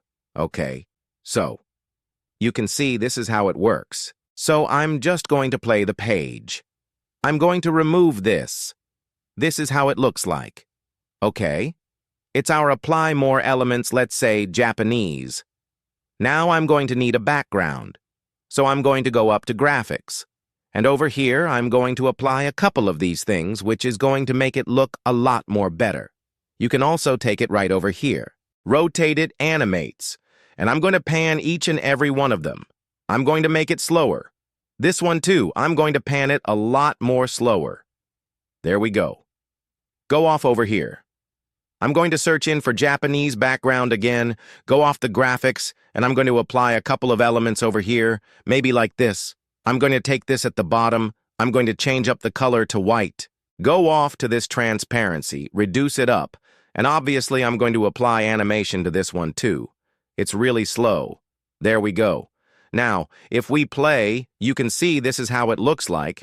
You can also apply more animations. You can apply like more stuff to it, okay? It's up to you how you want to work with it, okay? So now you basically know about how much important it is when you make a motion animation or motion poster or motion content when you want to get rich and you have to get viral. Okay, so thank you for watching this video up until the very end and hope you understood about everything in this class. Then what you can basically do is save this up, download it, use it anytime you want to, and if you still have any confusion or any question, feel free to ask me anytime. I'm always there to help you out. So without any further ado, let's move on to our next class of Social Media Boost to get viral. In this class, I'm going to be showing you everything you need to know with an example of creating a content calendar. Well, a content calendar is not that hard or neither that complex to make. In this class, I'm going to give you ideas about how you can form up your content creator or your content calendar, and I'm also going to give you a couple of tips and what steps you should follow up.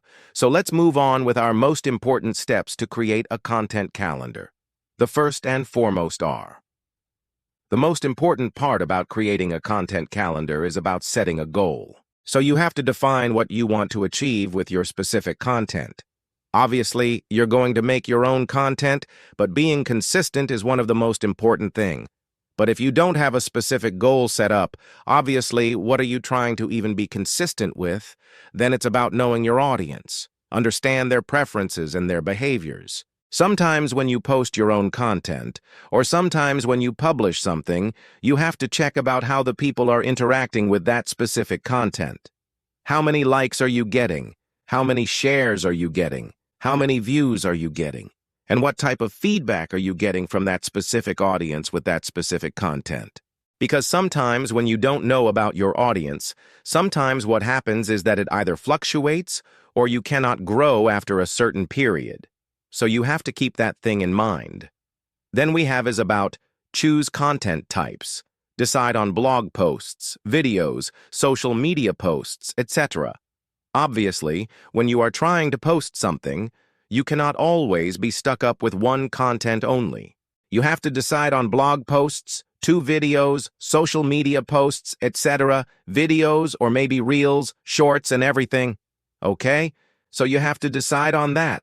Then it's about selecting the platform, determine where you will publish an example website, Instagram, then other social media platforms like Facebook, Twitter, LinkedIn.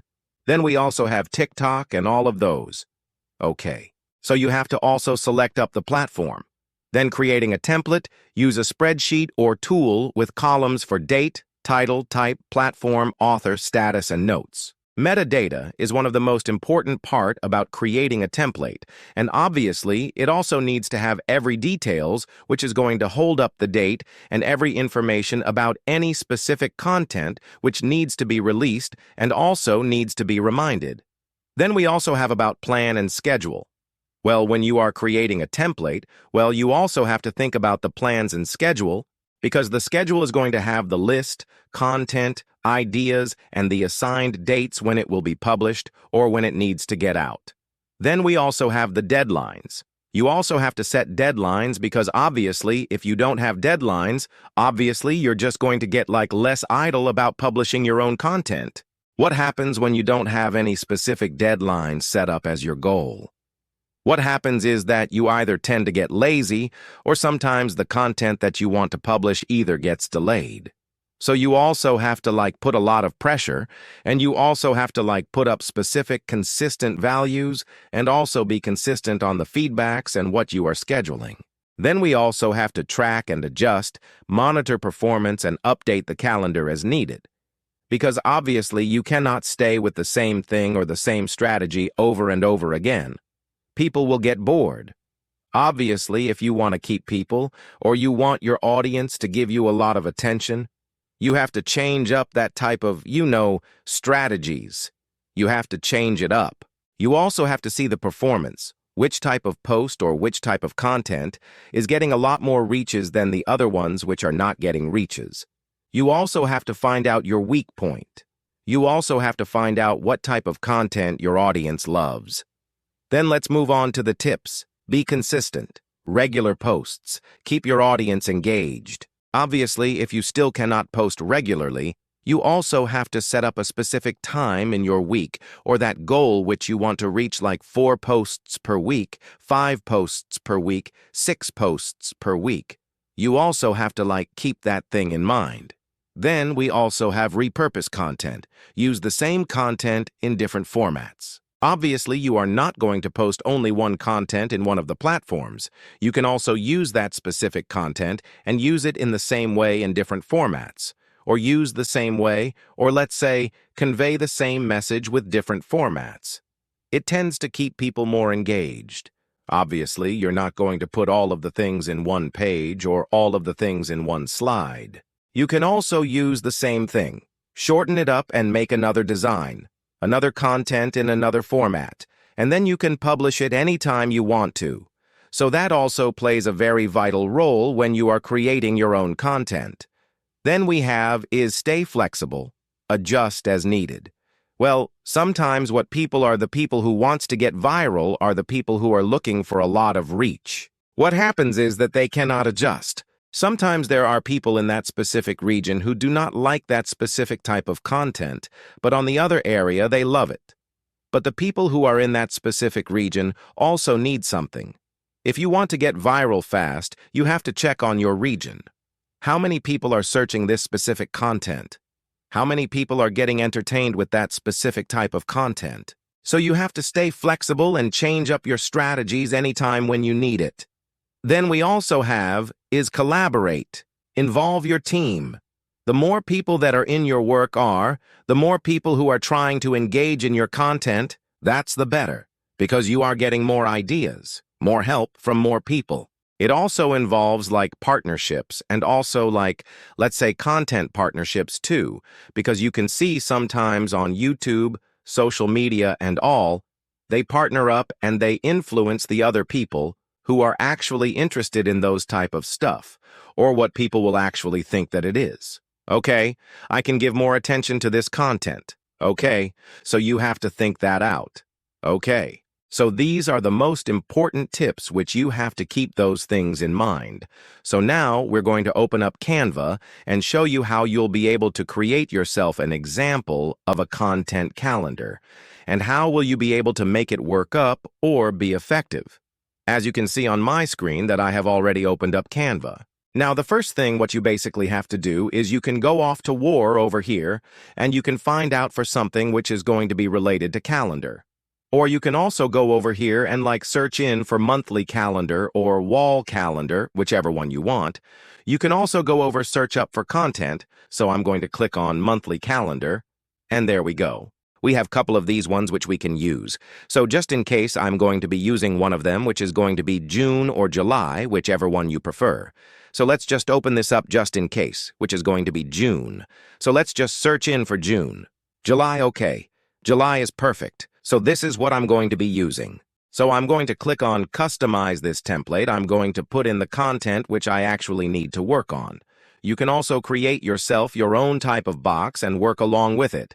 But I'm just showing it to you because you just need to know how you are going to create it. So first, things first is about setting up your goal. And it's also going to depend on what type of content. Do you publish? So first thing I'm going to do is going to add myself up a page, and then you have to put in a list of the stuffs which you are actually working on or what you create. So let's say my type of niche is going to be, let's say, videography, then it's going to be vlogs. Okay, let's just say I'm going to put in vlogs. Then it's going to be lifestyle. It's going to be fashion, then it's going to be food, okay? These four stuffs, okay. And the goal which I'm going to set is going to be depending on what type of content I prefer and setting up a record, or maybe setting up a goal where I'm going to be getting this specific amount of reaches this specific month. So what I basically have to do is start off putting in my own content. Now you can see we have like Sunday to Saturday. So what I'm going to do is going to depend on my mindset that how many content am I going to put in a week. So what I'm going to do is going to be putting in at least 4 contents, 4 things or 4 videos, or 4 content which I'm going to publish. Okay, so let's say I'm going to start off with the first Monday over here. I'm going to click on over here, and I'm going to start off with my blogs. So I'm going to click on over here. I'm going to do is going to be applying in text box. I'm going to do is going to be clicking on this right click, and here I'm going to do is just going to put in a text box and a text box. I'm going to put it inside over here. So let's say here, I'm going to put in blog. This is what I'm going to be putting in this specific date, which I'm going to publish this specific date, okay? So blog is one I'm going to make. And now I'm going to do is going to be duplicating it so that I can make the days or select the days where I'm going to be posting. So let's say I'm going to skip the next day and I'm going to put it right over here. I'm going to skip the next day, I'm going to put it over here, and then I'm going to start off from here. And I'm going to keep 2 days off because obviously you need to be consistent, but you don't have to follow up any specific strategies because I want to take these 2 off, like editing whatever I want. Then I'm going to take like another day where I'm going to be posting just a specific teaser or a trailer.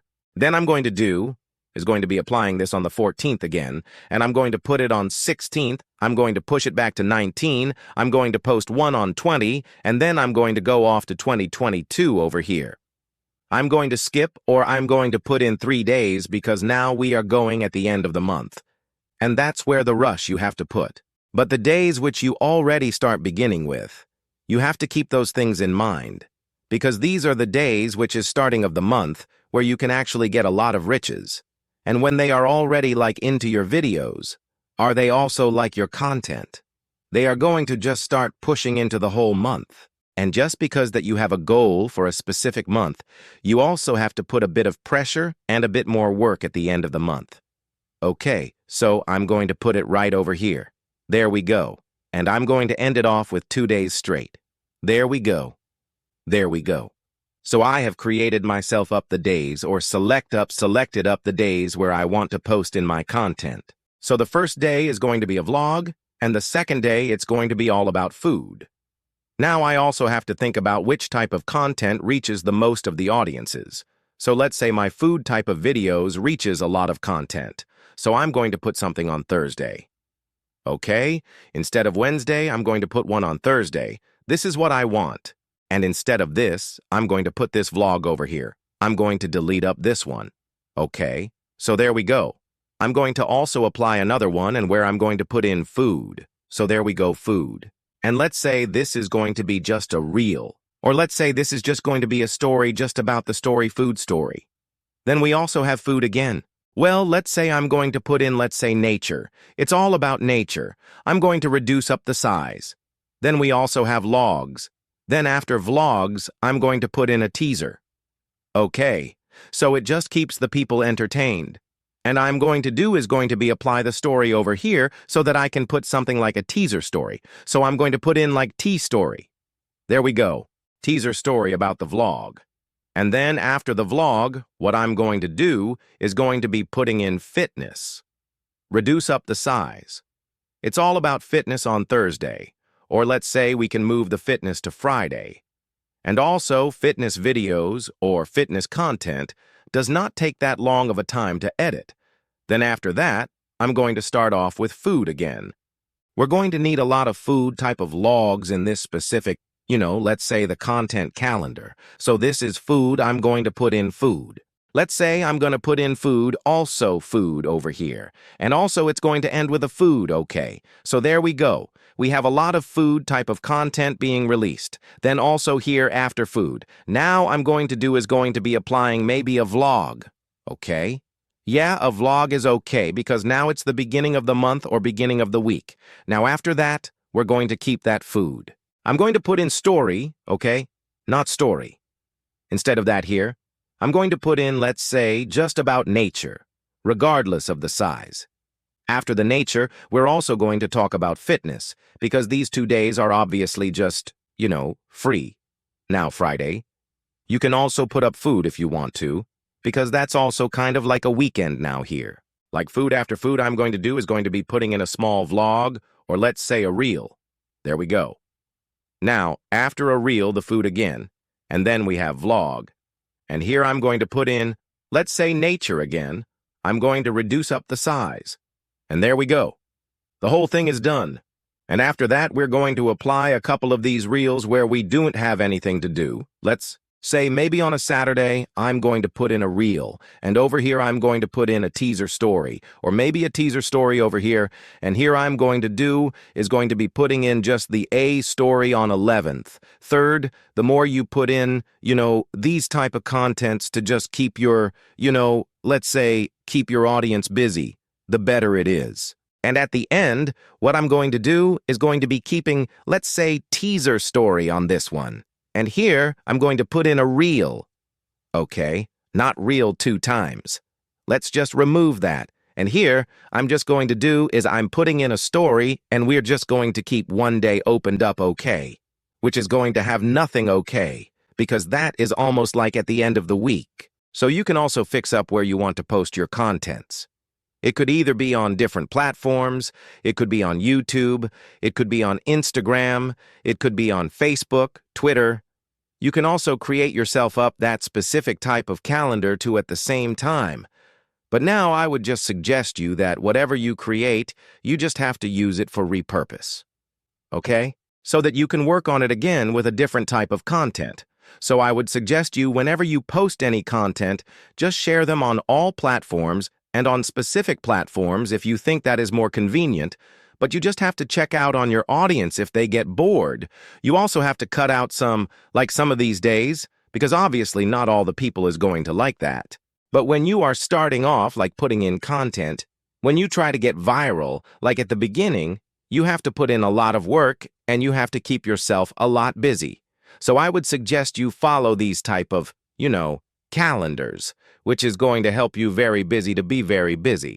And also it's going to keep the attention of your audience at the same time. So thank you for watching this video up till the very end, and hope you understood about everything in this class. If you still have any confusion or any question about any part of this lesson, feel free to ask me anytime. I'm always there to help you out. So without any further ado, let's move on to our next class. In this class, I'm going to be showing you how to grow your YouTube channel fast using vidIQ. So in this class, I'm going to be showing you everything you need to know about vidIQ and how it actually works. So I'm also going to start off from the scratch. So make sure not to skip any part, because if you do, you might miss out on something very important. And there's going to be step-by-step methods which we're going to follow up to grow our YouTube channel fast. And in my next class, I'm going to be showing you about YouTube Shorts and how you will be able to work along with those two to get viral very fast. So without any further ado, let's hop onto our class by opening up any web browser which we have on our device. It could be Google Chrome, Mozilla Firefox. You can also use Opera, Microsoft Edge, whichever one you prefer, as you can see on my screen. Opened up Google Chrome. Now from here, we're going to search up for vidIQ first. So I'm going to search in for vidIQ and open up the first link which you see over here. Click on that. And obviously, we're also going to log in. You can see this sign up for free. So I'm going to click on this sign up for free. And then here, I'm going to put in my own account. Let's just say I'm going to put in my own account. Now, after you basically log in with your account, make sure that you add your own YouTube account with whenever you are logging in on vidIQ. Now, if you are still not connected with your account, you can also try using another account with another account. So just that you can see how it basically works, because you need to know about how vidIQ works. And then after you connect your account, the first thing what you need to do is that you have to either use 3 steps or 3 different type of premium membership, but you can also use the free version anytime you want to. Now, the first thing what we basically need to do is download of the extension, because that is going to be very important and it's going to save up a lot of time. So we're going to add it to our Chrome. So I'm going to click on Add Extension. And obviously, we're going to make it visible most of the time because we need to see and check it out. So I'm going to remove this from Chrome. I'm going to remove this keyword everywhere. So one thing what I'm going to do is going to be adding up this one. So there we go. We have applied and viewed IQ, and there we go with IQ has been installed. And this is just directly pointing us to YouTube. Hello, everyone. You can see when you open up this last vidIQ video, and when you just basically add it up to your account or your extension or your browser, it's going to take you up to this. This is one of the most important step which you have to check it out on your own till you can check it out anytime you want. But I'm going to show you each and everything you need to know about vidIQ so that you can boost up your content and get viral and get more reach very fast. So first thing, I'm going to close it off. And then you can also open up YouTube anytime you want. And one thing you will see most of the time is going to have the extension opened up most of the time anytime you open up any video. So if I click on this video and I'm going to just pause it up, and you can see we have this options over here. So you can see there we go. We have a couple of things which you need to worry about is the hours watched view, shorts, view, views, minute watch, and all of them. Okay, so basically what we can do is that click on this option over here, and then you can go off the daily ideas or channel audit. So first thing, we're going to start off with daily ideas. So if you have gotten yourself up a subscription, you will basically see that you are going to get daily ideas about what kind of content you should post, when you should post, what type of keywords should you. Should you post when? Like which time should you be posting that content? So you have to keep those things in mind and work along with it. Okay, so one thing you will see is that when you are on the free version of vidIQ, it will not help you or it will not give you any ideas. But you can also use customized ideas for 3 times, which basically comes along with the free version or the free pass. Okay, so you can generate them only 3 times, and after that you have to basically pay it. So basically go off to the dashboard of the IQ, and from here you're going to connect your YouTube channel. Then you have to add in your goal. So when you click on this add goal, you have to click on next. And then what do you want? So I basically want my channel to be monetized. To get 5 views or to get 5 subscribers, you have to make sure to keep that up. So basically, I want views. So we predicted by December 3rd, 2024, following your plan, and then you can select up whichever plans you want. So I'm going to do is going to be putting in hard. That's it. Press on next and done. Okay, so that's basically it. It's just going to require specific criteria and specific activity of yours of how it is basically working. If your content or if your videos has a lot of views or maybe specific views, you can also do that. You can search for that. Now, one thing which we need to do over here is go off to keyword, and this is one of the most important part. So I'm going to search for a basic keyword, so maybe I'm going to put in best way to earn. Hit on enter, and then you will basically see a couple of these keywords. So I'm going to view all 3 keywords best way to earn. And one thing you have to know over here is that you have to search for specific content. So I'm going to do is go up to keywords again related. You can also go off the overview, and you can also check out the top trending videos too at the same time. Well, this is what we have to search for most of the time. So first thing is that related keyword. One thing you have to keep one thing in mind is that you have to know about these search volume, about the competition, about the overall score, and about the number of words being used. So one good reason of using vidIQ is that you are going to be able to also search for keywords for free, even if you do not have any subscriptions. Okay. So one thing you're going to do over here is that you're going to check out what you are searching for, and after that you're going to use the specific keyword which has low competition, which is none over here. All of them are high competition. And then on the search volume, you're going to check out which one is also the highest one or the highest searched in volume. And you're going to see the overall score if it is really high. So you can see over here is remote jobs. But one thing about remote jobs is that the competition is medium. The search volume is really low, but the overall score is very high. So this one is considerable. So one thing we can do is select on this right click, and then we can open it up, or we can search for it again. Now when we search for it again, it will also show us if the overview of that specific keyword and the competition, if it is really high. So you can see the competition is medium, but the search volume is very high. So from here, what we are going to do is going to be easy remote job, hit on enter. And you can see this is also quite medium. So we can also search for something like, as a student, hit on enter. And you can see the competition is also medium, but obviously we can also search for all of them. So after you can search or after you have found something where the competition is low, you can try for it okay. Then you can also go off the matching terms and find out which one is matching up. You can also ask question about it directly on vidIQ. So basically now you know everything you need to know about over here. And obviously if you have a premium version, it's going to give you more ideas about it so you don't have to worry about it. Okay, then we're going to go off to SEO. Now one thing is about SEO is that it's not going to open up unless you have a premium subscription to it. So make sure to search up for this. And then you're going to do is going to be searching up for video ideas. So let's say about video ideas. So put your own content about your own niche. So let's say my new video, which I want to post, is going to be related to gaming. So I'm going to search on for gaming to earn, and I'm going to hit on generate. And now it's going to generate what the title can be. what the description can be, what the tags I can put, what the thumbnails I can put, what the hook can be. Then also the outlines which I can use. And you can also get like upgrade to boost to get like more of these options, okay? You can also regenerate them. You can see topic-related keywords. So one thing what I can do is click on any one of them. And then I can do play to earn. So I'm going to go up directly to keyword. I'm going to put in play to earn, hit on enter. And now you can see the competition is really low. That means I can obviously use this okay. So if I use this, it's going to, or the YouTube algorithm is going to push my video up on the recommendation list. And then this is basically how the SEO works. Okay?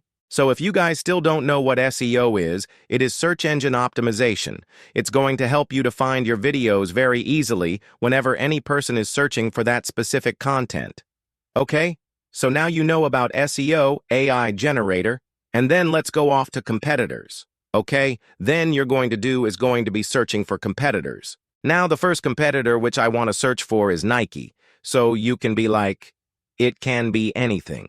But I can also search for whichever one I want. So if I put in like gaming. So there's going to be a couple of channels, which is going to be suggested right now as my competitor. So let's say my competitor is ATA Gaming. So if I click on that, like his YouTube channel, you'll basically see that his performance is like this. Okay, now if you have your account connected to vidIQ, you can also compare yours and you can check out how many people are watching your videos comparatively to his, and then you'll be able to work along with it.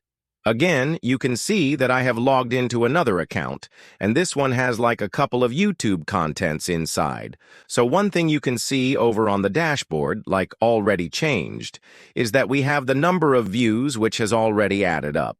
Then we also have the subscriber, the watch time, the retentions, and basically everything. You can also see the monetization tracks. You can see we have like 440 out of 1,000 subscribers, 436.9 watch time out of 4,000, okay? 4,000 hours. And you can also go off to daily ideas. You can search for your idea. Now you can also go up to AI generator. You can also search up for keywords, which is going to match up to your content. And obviously you can see now, we can these are basically the competitors of my specific channel. Now you can see bring your own laptop and vidIQ tech. Those are like right over here. So now you can see the direct comparison of your own account or your own channel.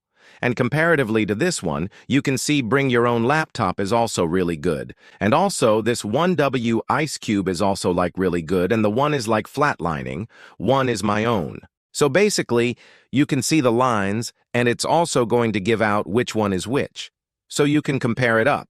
You can check it out, check your own videos, how it is working along, how it is getting the reach, and what type of people and what type of content does your own audience require, or what can actually get their own attention. And if you go down, you can see top videos from your competitors. You can also check them out, what type of videos they are posting, and you can also include your channel to check it out. Which one of yours is like the best one you can see? You're like this week, you can check the whole month. You can also check of all time. You can see of all time. These are the videos which are being posted, or these are the ones which are most popular, and you can also check it out depending on views per hour or date published. It's like basically up to you. Okay? Now, if you go up to your subscribers, you'll be able to check your own subscribers, and the rest of the ones are basically going to be available when you actually get yourself up a premium version of it. And if you want to upgrade to specific plans, you can use Pro Boost and coaching. So I most of the time use Pro. It saves up a lot. And obviously, I would say this is worth buying if you want to earn and you want to get viral very fast, or get a lot of reach very fast in YouTube and start monetization. Okay. Obviously, if you want to gain something, you also have to put or invest something, and investing $10. I would say this is really worth for checking out or using all of the features that are in vidIQ. Now, if I go off to YouTube, you will be able to search in for your own content. But in YouTube, I have my other account. So let me just log in to the other account, which already has a couple of videos into it. So as you can see now, I have logged into that go off over here. You can see in the last 12 months, I have 458 hours of watch. Then I have like 40 in like the last 60 minutes. I have like 14 views in the last 48 hours. It's like 48 or like 209 hours, and you can see short views. There is like basically none. So you can see that it gives you off every analytics you need to know. Then you can go off the daily ideas trend alerts, most viewed channel audit. You can also audit your own account directly from here. Okay, you can see the views, mom. And then we also have the subscribers, okay. We also have the minute watched, and these are the videos content to double down on. So you can see subscribers gained on these. And these are double down on. And these are watched total time minutes. These are the most watched ones. And you can see these are the ones that are like last watched. So if I close it off and if I just go off over here and I can also search in for keyword inspector and achievement, you can search in for keywords. You can go up to most view contents of yours in your specific area. At the same time, you can see in your specific area in the last 7 days, these are the most contents, or these are the content which has like a lot of reaches and a lot of views, and you can see views per hour is this one. And obviously, if you are upgrading, you'll be able to change out these, sorting out methods. You can also go up to competitors and check them out anytime you want to. You can also go up to trend alerts and you can save your alerts. So anytime that type of specific keyword pops up or gets, a lot of reach in your region, you will be sent an alert notification so that you know that, okay, this type of content is being posted. Okay. So you can search up for those type of contents, and you can save them up anytime you want to. You can see there's a lot of these options where you'll be able to check them out, and you can also check out your subscriber analysis. You can you just basically have to first off, get up that subscription first, and then you'll be able to understand or get those, features. Okay? And obviously, I'm going to go up to daily ideas. You can go through there, and you can also go off the keyword inspector to inspect up that specific content. Okay, so hope you understood everything about this class on how you'll be able to get viral or use vidIQ to actually gain a lot of subscribers. And obviously, if we just go off to our own accounts, I'm just going to go off to my own account and I'm going to view my own channel. Welcome to a quick lesson of so we can basically do is just view channel stats. And you can check out your own stats like this. And you can also go off over here and you can just click on that and whatever trending video you have will be over here. Okay. So obviously, if you need all of these analytics and all of these let's say notification alerts, and also to actually check out or get the insights of how your competitors are doing, how the region or the people in your region are attracted in. So I would suggest you just start using vidIQ. Okay. Because it's going to help you a lot to understand about what is going on in your region, what is going on, and how you should change your strategies. It's also going to give you ideas about which time to post your content. Okay? So hope you understood about everything in this class, and thank you for watching this video till the very end. If you still have any confusion or any question about any part of this lesson, feel free to ask me anytime. I'm always there to help you out. In this class, I'm going to be showing you the basics of getting viral with YouTube Shorts. Well, YouTube Shorts is kind of like short videos, which you find out on YouTube, which basically lasts almost 1 minute maximum. Okay? Well, if you are new to the platform, then you will obviously find it. But if obviously most of the people already know about what YouTube Shorts are, okay. So I'm going to show you everything you need to know about how you can get viral very fast, just by YouTube Shorts. And what are going to be the steps? I'm going to show it to you step by step. We have prepared 3 different methods of how you'll be able to follow the steps to get viral very easily. So without any further ado, let's just hop onto our class by opening up our YouTube account on our device. It could be from any web browser, whichever one you prefer. It could be Opera, Google Chrome, Mozilla Firefox, Microsoft Edge. Doesn't matter.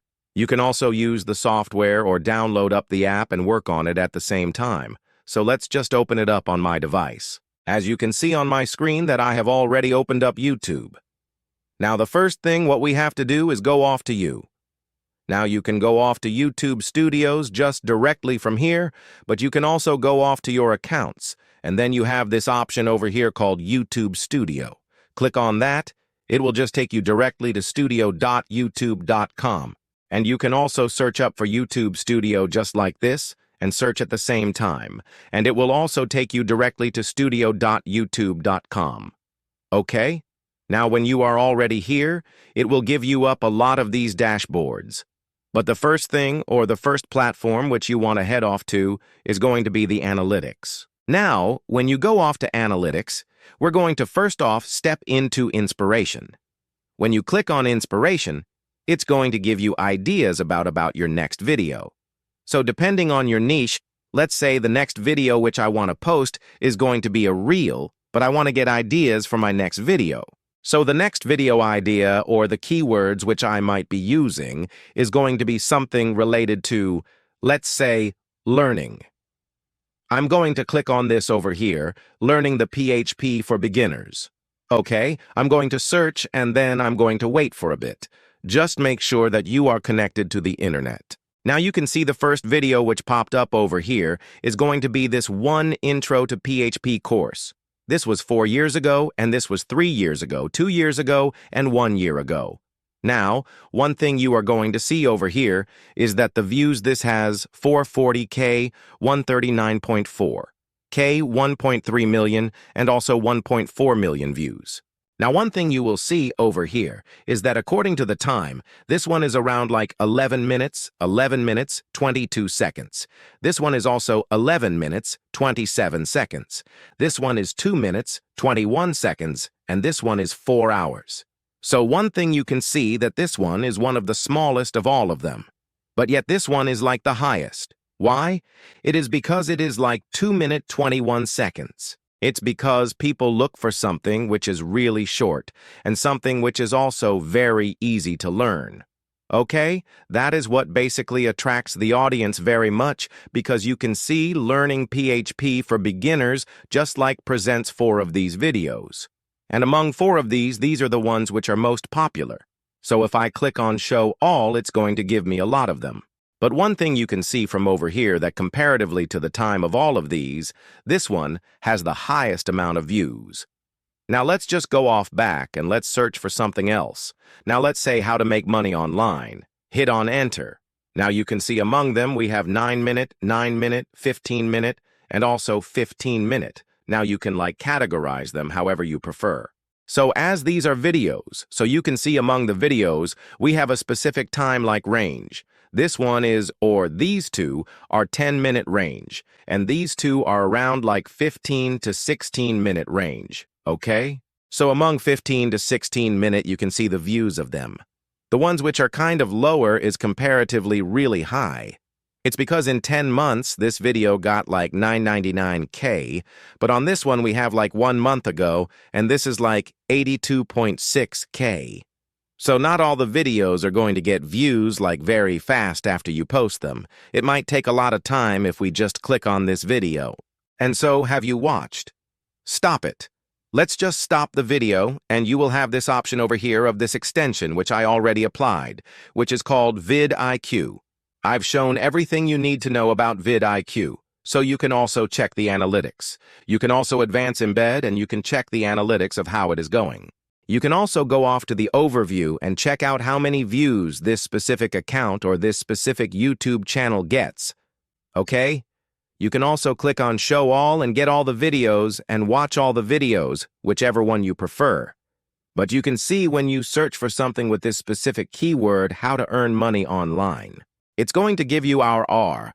Push these 4 videos at first, because most of them are on the best keyword range. Okay, so basically, these words are the titles which are being used, are using the algorithm, or knows about the algorithm. Okay, so they used SEO to actually push out their content at the top. Okay, so what you can also do is also get ideas from your own region and also from YouTube. And check out the algorithm of which one is in competition, high or low or medium. And you can also choose whichever content you want to post. Okay, so now if we put in something let's say best times to post content on YouTube, so hit on Enter and then you'll basically see these type of videos will also appear up. Okay? So you can also click on Show All, and you can check out the shorts and videos, whichever one you prefer. So we need to know about shorts. Okay, so when you want to know about shorts, you have to keep. One thing in mind is about the time range, just like the way we've seen in videos. So there are like specifically 3 to 4 types of time range. But I would suggest you 3, because these 3 types of time ranges are the best and gets viral very easily. So the first time range, which you want to keep in mind, is going to be the 10-second time range. Then it's going to be the 20-second time range, and then it's going to be the 30-second time range. Okay, so here you can see this one is 33, this one is 36:23, and this one is 55. So comparatively to all of them, you can see the one which varies from 20 to 30 or 20 to 25 has the highest amount of views. You can also see this is 55 seconds, but this one is not that popular. Okay, so you can see 23 is most popular, and you can also see over here, this one is like 30s, which is like 89K. This one is like 48 seconds. This is like 15.55K videos. And then this one is like 1.1K, and this one is 2.7K. Okay? So you can see over here that this one is also 52K, and this one is 563K. And on the 41 range, this is like 10.2K. So you have to like check out the videos on each and every time. Which one is popular, which one is not. You also have to do some SEO, which I'm going to be showing you in this class. But one thing you have to like research are these, which time ranges are the best to post in YouTube Shorts? Okay, so you will also get the idea, then you can go off to the audience. You can check out the audience of the return viewers, unique viewers, the subscribers, and you can also go after the content. Which one is the highest and which one is the lowest? You can see these are the videos which are most popular in my account when I go off the shorts. You can also post shorts and get your own analytics, and it will give you up the best analytics of your own account totally for free. Okay, audience, and check it out. And you can also go off to inspiration and like fiddle through these options. Okay, now the next thing which we need to know about is going to be the research. So first thing you're going to do is go off to YouTube. I'm going to go off to YouTube now. Now you're going to do some research about competitors, okay? So now if I go off to Pexels.com, or let's say I'm going to search for Pixels and we're going to try to like do their account, okay? Or if they have their channel, but if they don't have their channel, we can also go off to Home and select on any one of these channels. So let's just go off the Daily Star. So there we go. We have this Daily Star-like channel over here. Now we can also go off search for anything, basically. But let's just show you something about this account, okay? One thing you're going to do when you find your competitor in YouTube is that click or just download, vidIQ, and then right-click on it and then click on View Trending Videos of your competitor. Well, I'm just showing this Daily Star just as an example, but you're going to do this with your competitor, which you already have added, okay? You can make your competitors your idols or the channel which you see most of the time and where you get your ideas from. So you can use those channels as a competitor and you're going to check it out. You can see top keywords are these, and these are the ones which get like a lot of, analytics and a lot of, reaches. You can also go off the top keywords and search which keywords they are using to get their own reach. Okay? So you can do is just what you're going to do is just going to wait for a bit until the top keywords basically appear up on your screen. Just make sure that you are connected to the internet and you can see that this channel or the best keywords from this channel is Bangladeshi News, Bangla Khabar, and Bangla News 24. Okay? So you can download them up anytime and you will also be able to use them in any of your videos. Okay? So it's just going to work up as an SEO, which is going to help you to actually make it more reachable. Okay, so this is the second method what you're going to do. You can also click on channel stats and check it out how they are progressing. But obviously you're going to need vidIQ to check out the analytics of each and every one of these channels. Okay, now the last thing which you need to do is about know and how to basically work with vidIQ. Okay. In this class, I'm going to be showing you how to correctly upload YouTube videos for more views. Now, Most of the time, what people do is that they just upload their own videos and they don't know how to upload it correctly, and at a certain time, the goal they want to reach gets hindered. Plus, I'm going to show you each and every one of these steps, which you have to follow through to correctly upload your videos to get more views. Okay, so without any further ado, let's just open up our YouTube on our device on any web browser. As you can see on my screen, I have already opened up YouTube. Now, the first thing you want to do to your accounts and then go off to YouTube Studios. You can also go off to your account where you can check your own content. So you can just go off to Google account, or you can switch your account if you want to, but we can go off to your own channel. Your channel.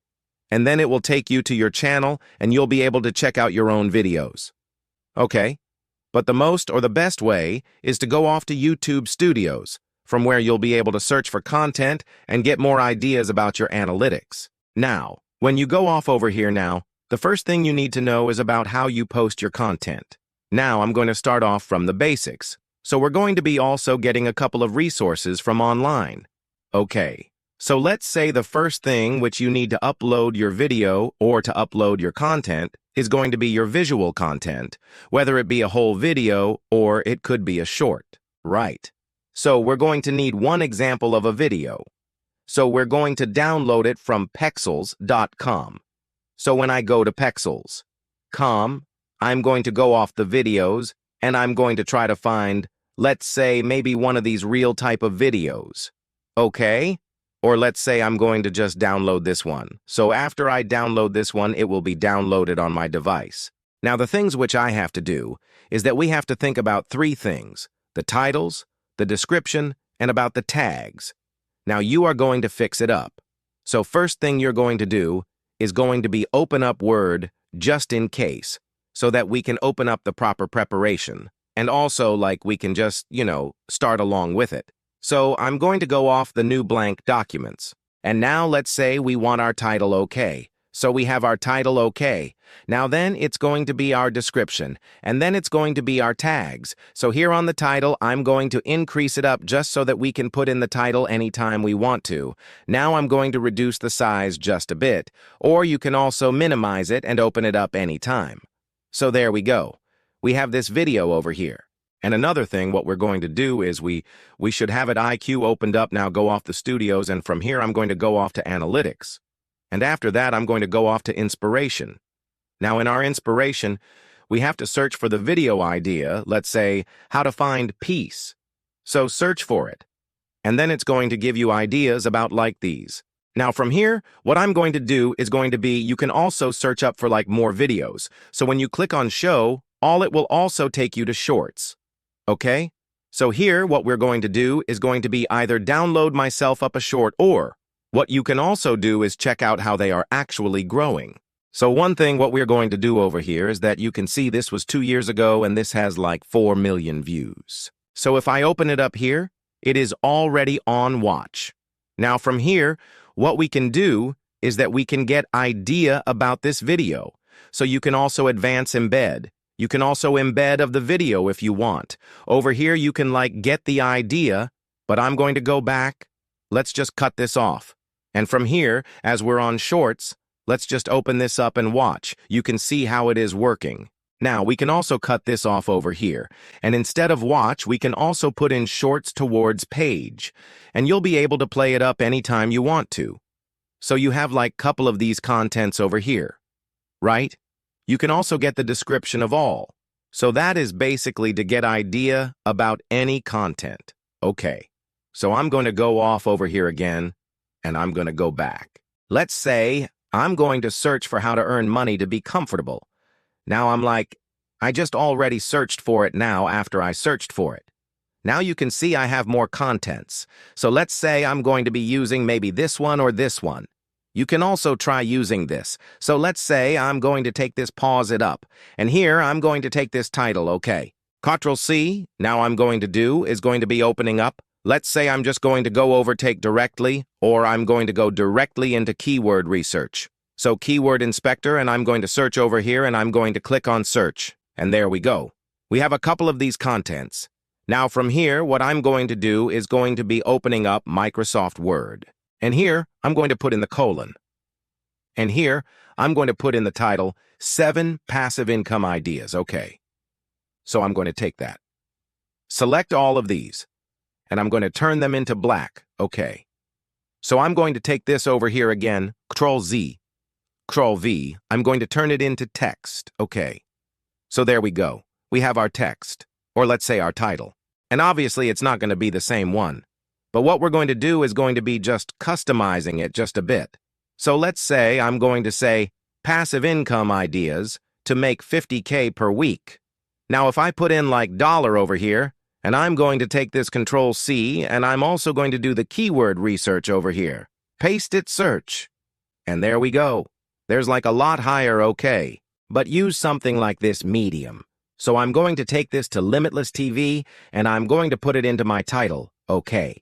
So as we have put in this text, obviously we're not going to be using the exact one. So let's just try removing it. Let's say passive income idea is to make 50K per week. Now you're going to search more and more to like make your video or make the statistics go a lot lower. So after you have selected up your title, then what you're going to do is going to cut out the first one, which we basically don't need. So now we need the description. So what we're going to do is let's just open up vidIQ. So let's just go off the daily ideas. And we can also go off to Studio, okay. So when you go off to Studio, you can like search and you can create your own content. So I'm going to click on Create, and I'm going to click on Upload Videos. So first thing you're going to do is going to be selecting up the file. So this is going to be the file. But one thing you're going to do is that let's just open up one of our files over here on my device. And let's just go up to where I have downloaded it. And here I'm going to rename it the same way. So let's say I'm going to take this over here. Control-C. And you're going to name this video or this content the same way too. So hit on Enter, and this is what I'm going to be posting. So I'm going to take click on Select File. Click on that. After renaming your file, then click on Select File the content which you want to upload. So after this has been selected, this is uploading your content. And this is going to be the title. Now, one thing you can do is generate your own type of description. If you are using vidIQ, which is going to be the premium version, you can also generate your own description. Now, there are couple of generators, online AI generators. So I'm going to click on it, Video Description Generator, okay. So there we go. And I'm going to use a href. So describe the video, I'm going to click on this, and I'm going to paste. Passive income ideas to make $50K per week. So I'm going to click on Generate Description. It will verify if you're a human or not. And then you can see it has been, started generating. So this is Model 1 and Model 2. So what we're going to do is going to be selecting up whichever one is better. So I'm going to copy this one. And obviously you can also modify it more. And you can select up whichever one you want. So from here, I'm going to select up this one. And then I'm going to go off channel. And I'm going to paste it right over here, okay? So after that, you're going to put in your tags too. After that, you're going to select the playlist. And another most important thing which you have to check over here is about the audience. What a lot of people do is that they select up. Yes, it's me. If you are making a content which is specifically for kids, then click on yes. If not, then just make sure to click on no. Okay, so this is one of the main thing or main mistake. What people make most of the time is that but make sure to click on no, because yes, it's already getting hindered from a lot of features from YouTube to get the reach. Okay, so there we go. We have playlists. You can also select up whichever two. You can also click on thumbnail. And here we can also auto-generate it anytime we want to use. But I'm going to click on upload file. But as we don't have anything which we need to use, so in my next class, I'm going to be showing you how I'm going to make a thumbnail. And I'm going to be using this for this class, okay? But now I'm going to be skipping this for now. And then what we're going to do is going to be, my video contains paid promotion, like product replacement. Make sure to turn it on altered content. Yes. And then keep all of these. Yes, okay. Then select the video language, which is going to be English, which is. So I'm going to go down and search for English. There we go. And you're going to click on caption. Keep it on none. And all of these should be turned on. Allow mixing. Then the next thing, what you're going to do is that select up your category. So here my category is going to be like how to and style and all of those. So I'm going to keep that up. Make sure that your content matches up with your category, okay? Comments. Turn it on. And also newest, whichever one you prefer. Now after that, you're going to click on next. And then you're going to fix out the video elements and the checks in. So add those. If you have add in your card, if it is, then go off to next. And then you can select up which, if there is any copyright issue, click on save it. Save it up. Now, first thing I'm going to do is going to be making it private. And you can also share it in a scheduled day. So if I do, it's going to be like fixing up which date to studio and which time is perfect for me to post. Well, it's also going to show you all the ideas if you have the premium version of vidIQ. Okay, so from here, what you can do is select up that specific date and you can set as premiere if you want to. But if you don't have, or if you don't want to set it as a premiere, then you don't have to select it. You can just publish it on your own at any specific time. Okay, so select up the date, select up the start like time, and then click on schedule. Okay. So basically, I'm not going to be posting for this class because I'm going to need to make my thumbnail too. And also my video. Okay? So that is basically how you are going to make sure that that specific type of title, that specific like description is being used. And obviously, you're going to save it up over here. Now we can go off the description. And here, what I'm going to do is going to be copying this up. And I'm going to do is going to be putting this all over here. That is my description. And then the tags. Okay, so we're going to do is going to be going over here. And then you have channel text. So click on that. And what you're going to do is going to be copying all of these channel tags. Not even channel tags you're going to do is use this video tags which are being used. So what you can do is copy all of them. And then what you can do is go off where you actually post your video, upload videos. When you just select on this one, or when you are using your description, just put in your tags over here. Okay? So hope you understood about everything in this class on how you'll be able to correctly post your videos on YouTube to get more views. Okay? So hope you understood about everything, and if you still have any confusion or any question, then feel free to ask me anytime. I'm always there to help you out. So without any further ado, let's move on to our next class where we are going to be learning about how we can make a thumbnail for our YouTube video to publish correctly. In this class, I'm going to be showing you about making thumbnail for your YouTube videos or even your YouTube shorts. Now, two of them are totally different things, so I'm going to be showing you each and every method, and I'm also going to give you a couple of thumbnail ideas which you can follow up. But if you have your own ideas and you can use your own creativity, then you can do it on your own. But a couple of the steps which I'm going to be showing you are going to be as an example, so you can use those methods too if you want to. Okay, so without any further ado, let's open up Canva on our device and let's get started with our class. As you can see on my screen, I have already opened up Canva.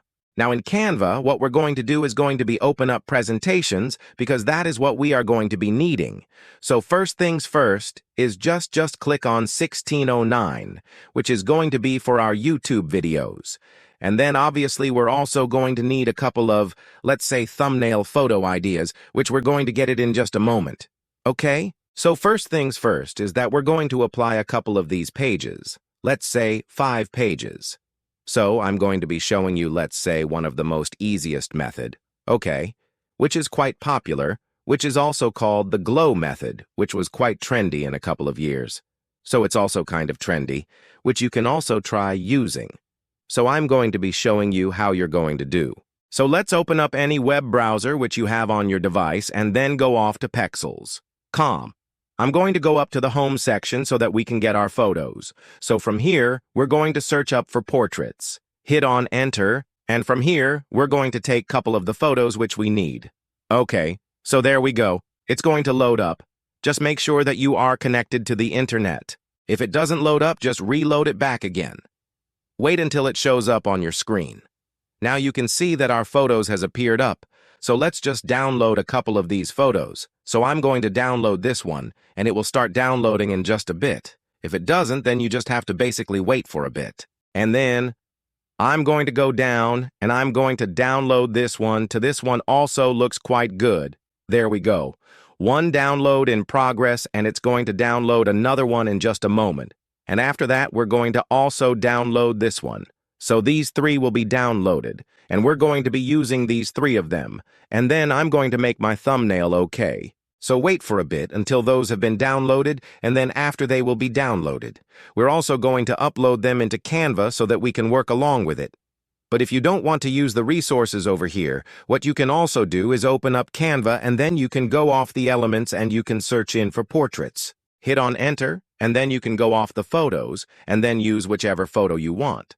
But always make sure when you're using the thumbnail, if you have any specific subject, try using that subject as the thumbnail. So if you have anyone playing in that specific video, then take a photo of that guy, or take a part of that guy, or a frame of that guy, and then use it. Okay?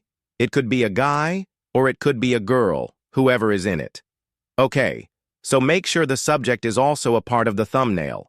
So in this case, as we don't have any subject for our video, we can also try using like the downloaded resources. We can also get the resources directly from Canva.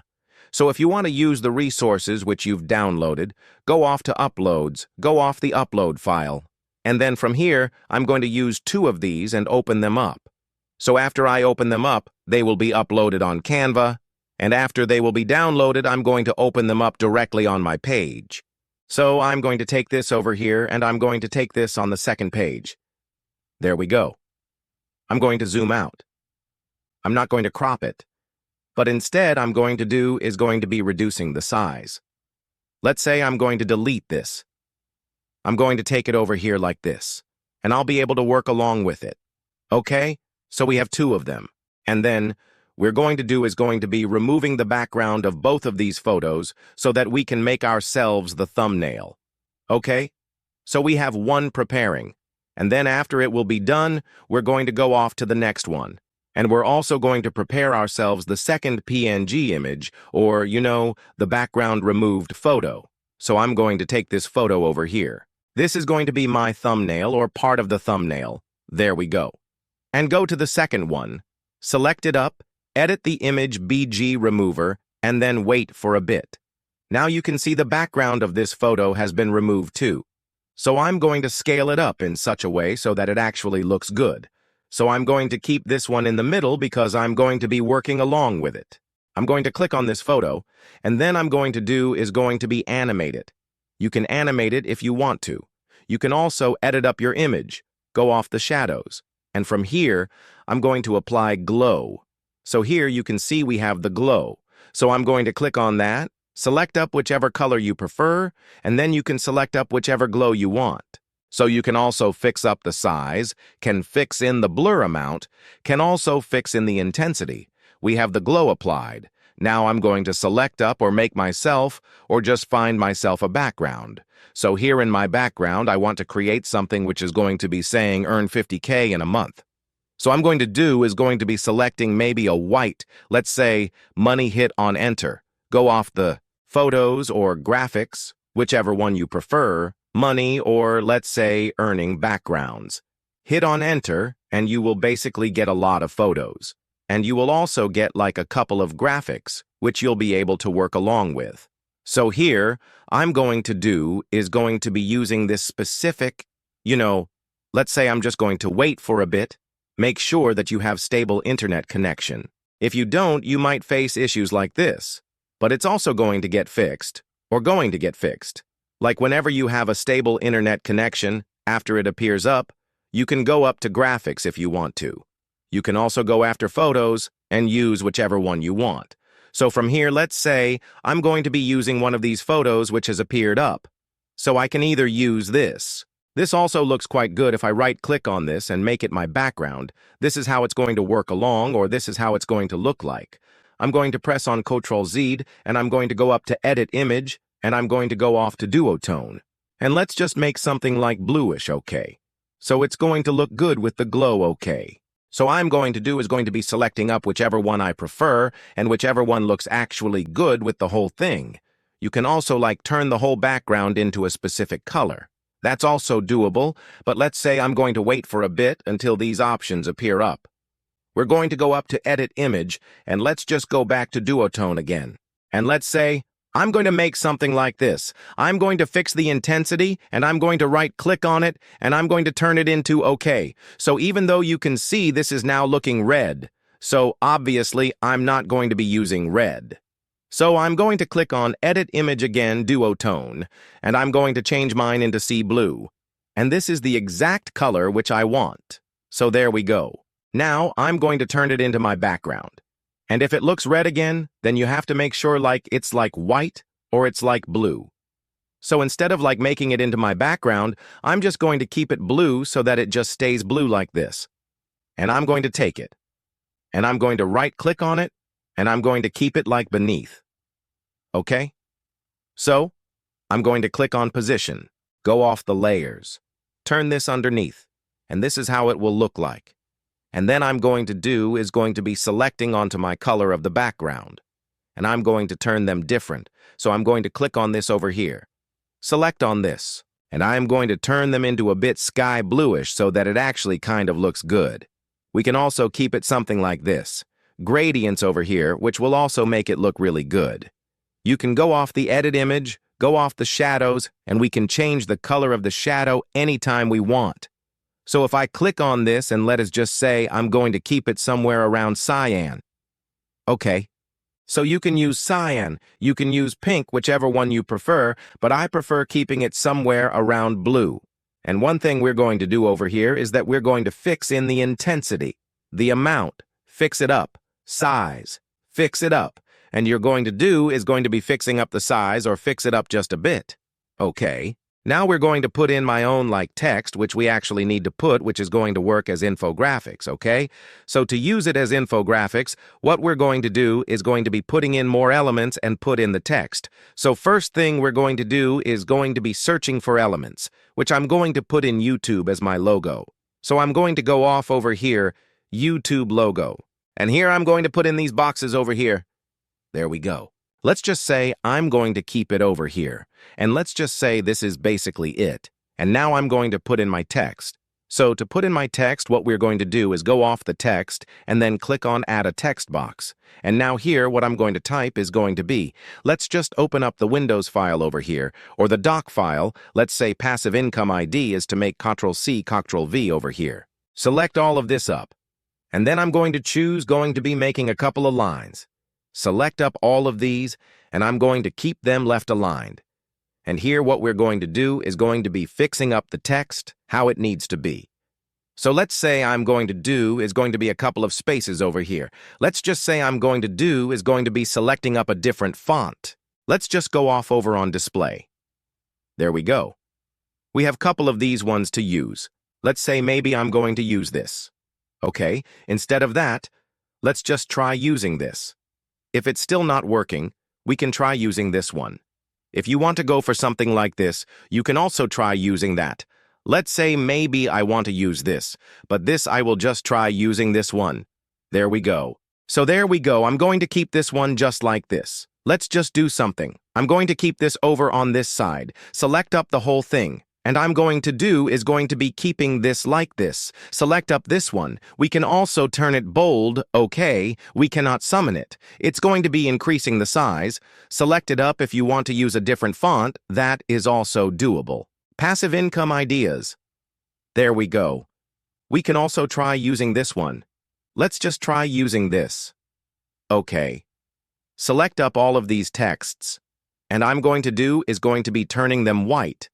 I'm going to go up to Effects, and I'm going to apply an outline which will make it look better. We can also apply a bit of neon, which is going to make it look a lot more better. So here we can select up the color. And here I'm going to put in, let's say, blue or maybe somewhere around cyan. Let's just keep it yellow or orange like this. Let's just use this over here. Passive Income Ideas. And then I'm going to put in Ctrl-C. I'm going to make a copy over here. There we go. And we're going to be using the vidIQ. So I'm going to select on this. And I'm going to just go and be going down if I can find it. There we go. And here I'm going to do the same thing or the same fonts, everything over here. There we go. I'm going to put this over here. There we go. Best hierarchy. I'm going to keep this over here. And obviously you'll be able to edit the image too. So I'm going to go off the shadows, apply a bit of glow. I'm also going to be putting in a bit of blue over here so that it looks better. There we go. Blue. Fixing the intensity. A bit of the size over here. There we go. Blur amounts. Fix it up. And you can also make other copies of this one over on the other side too. But I'm going to keep it outside. There we go. We have prepared ourselves our first one. Now we're going to do is going to be preparing ourselves. The second one, which is going to be saying how to find peace very fast. So I'm going to do is go and add a text box at early age, which is going to be just an example of the title.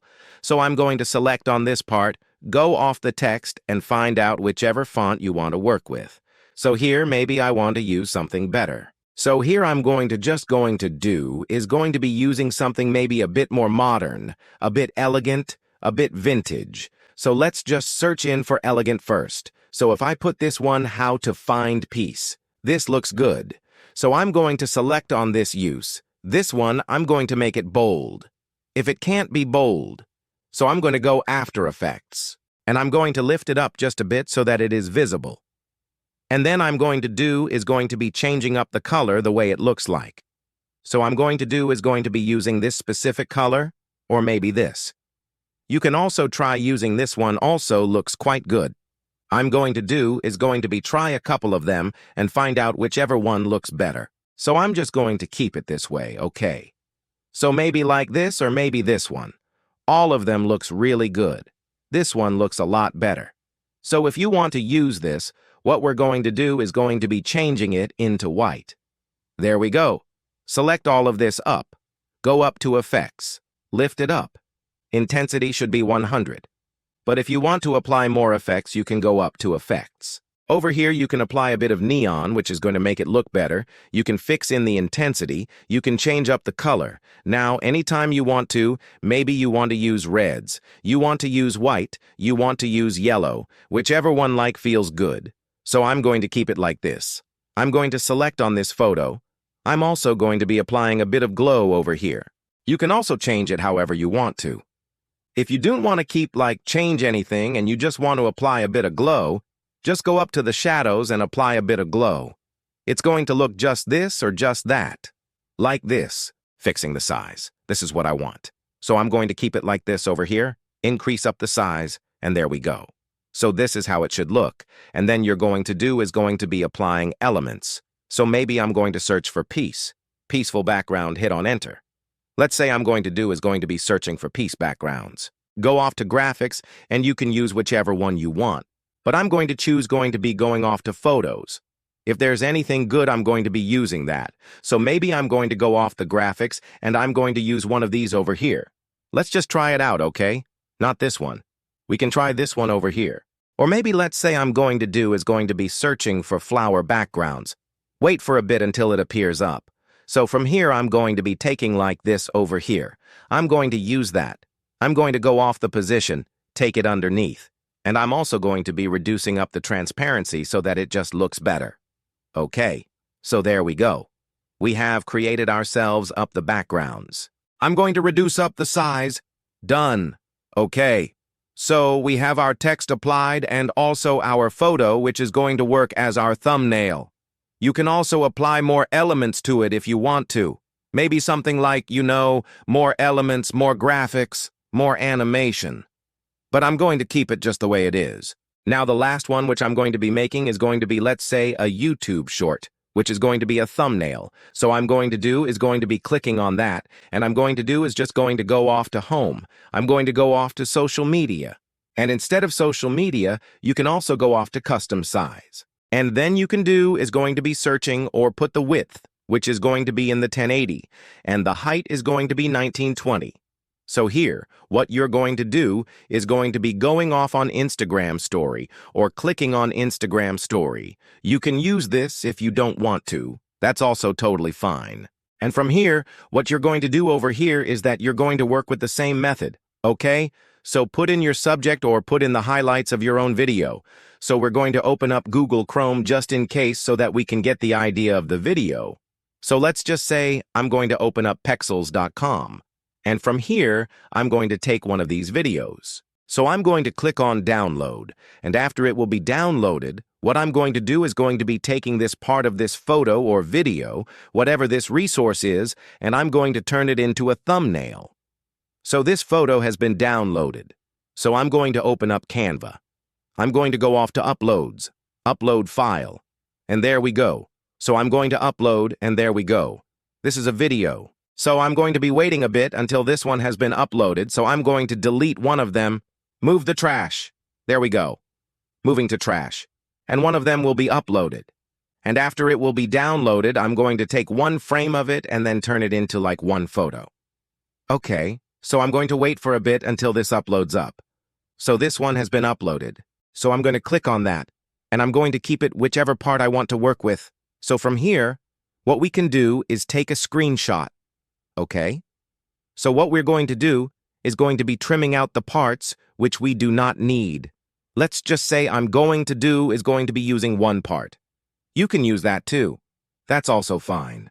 But we can also keep the whole thing, press on done, and then I'm going to be just fixing up the area where it needs to be, just like this. Now you're going to play up the whole thing.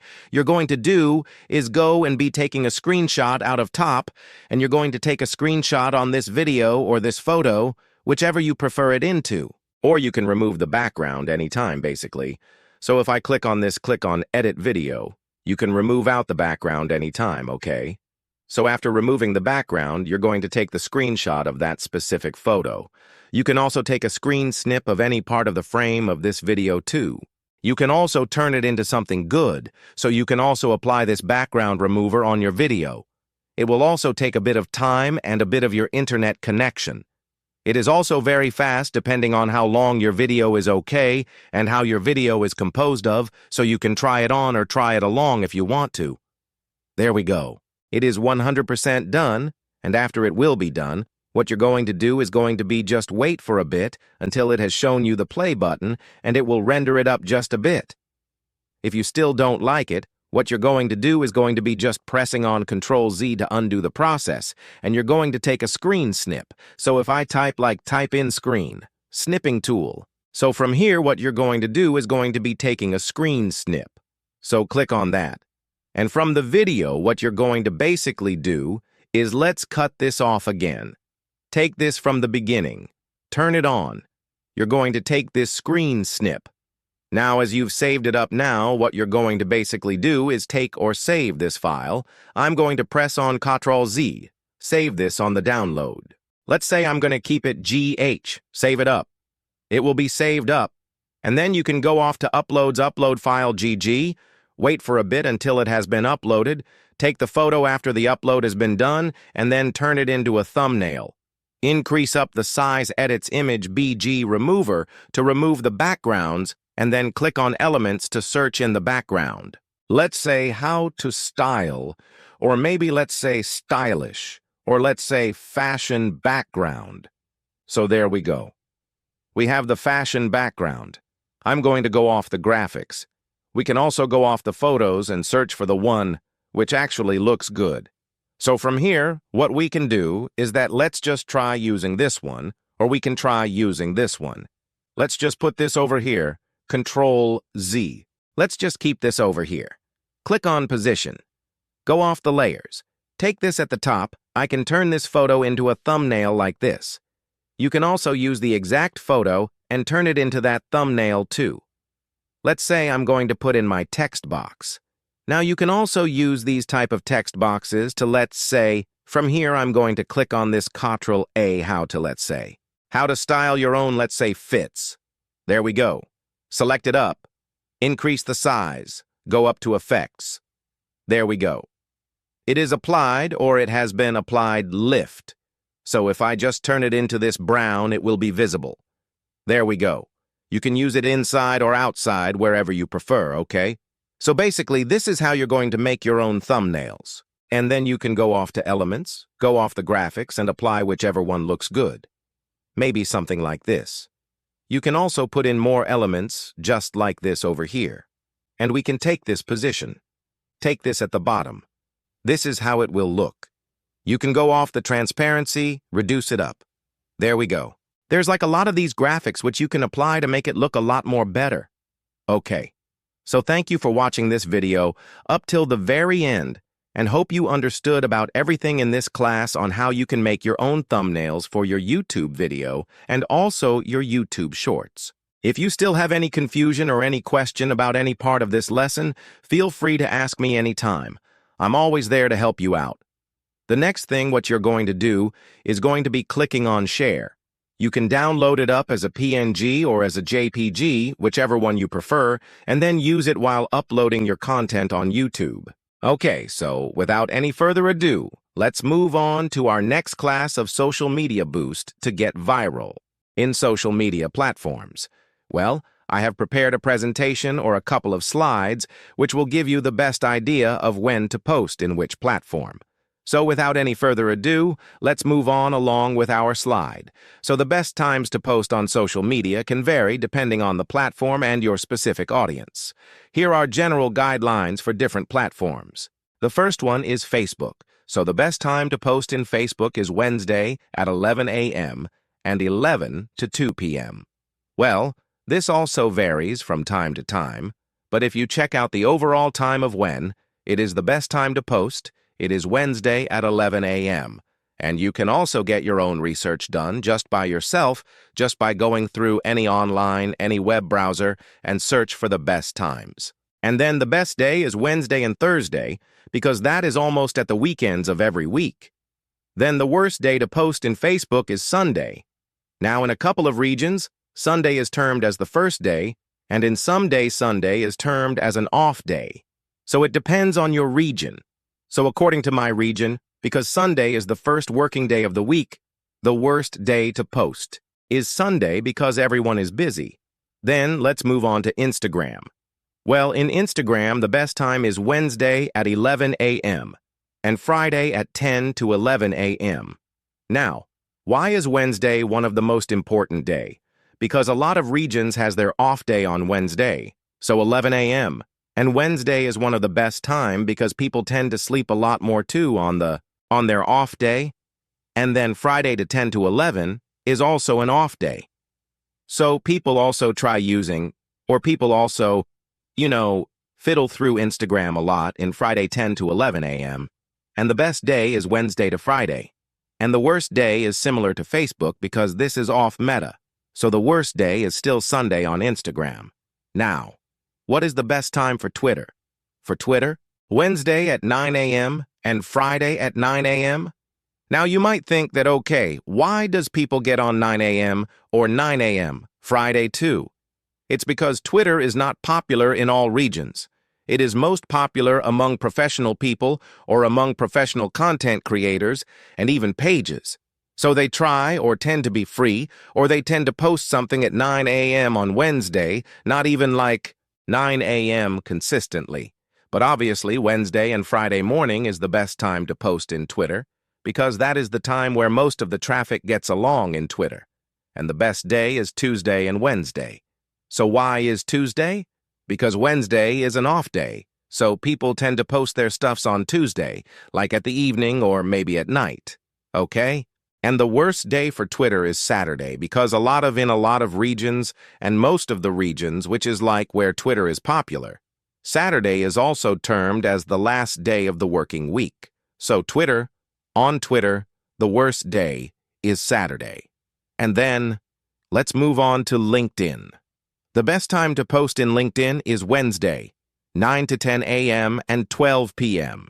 It's because that's the time in my region people tend to give more traffic in that site. And the best day is Tuesday, Wednesday, and Thursday because this is almost on the end of the weekends in my region, and the worst day to post is Saturday and also Sunday. Now, the last media or the last platform which I would suggest you is TikTok and also Pinterest.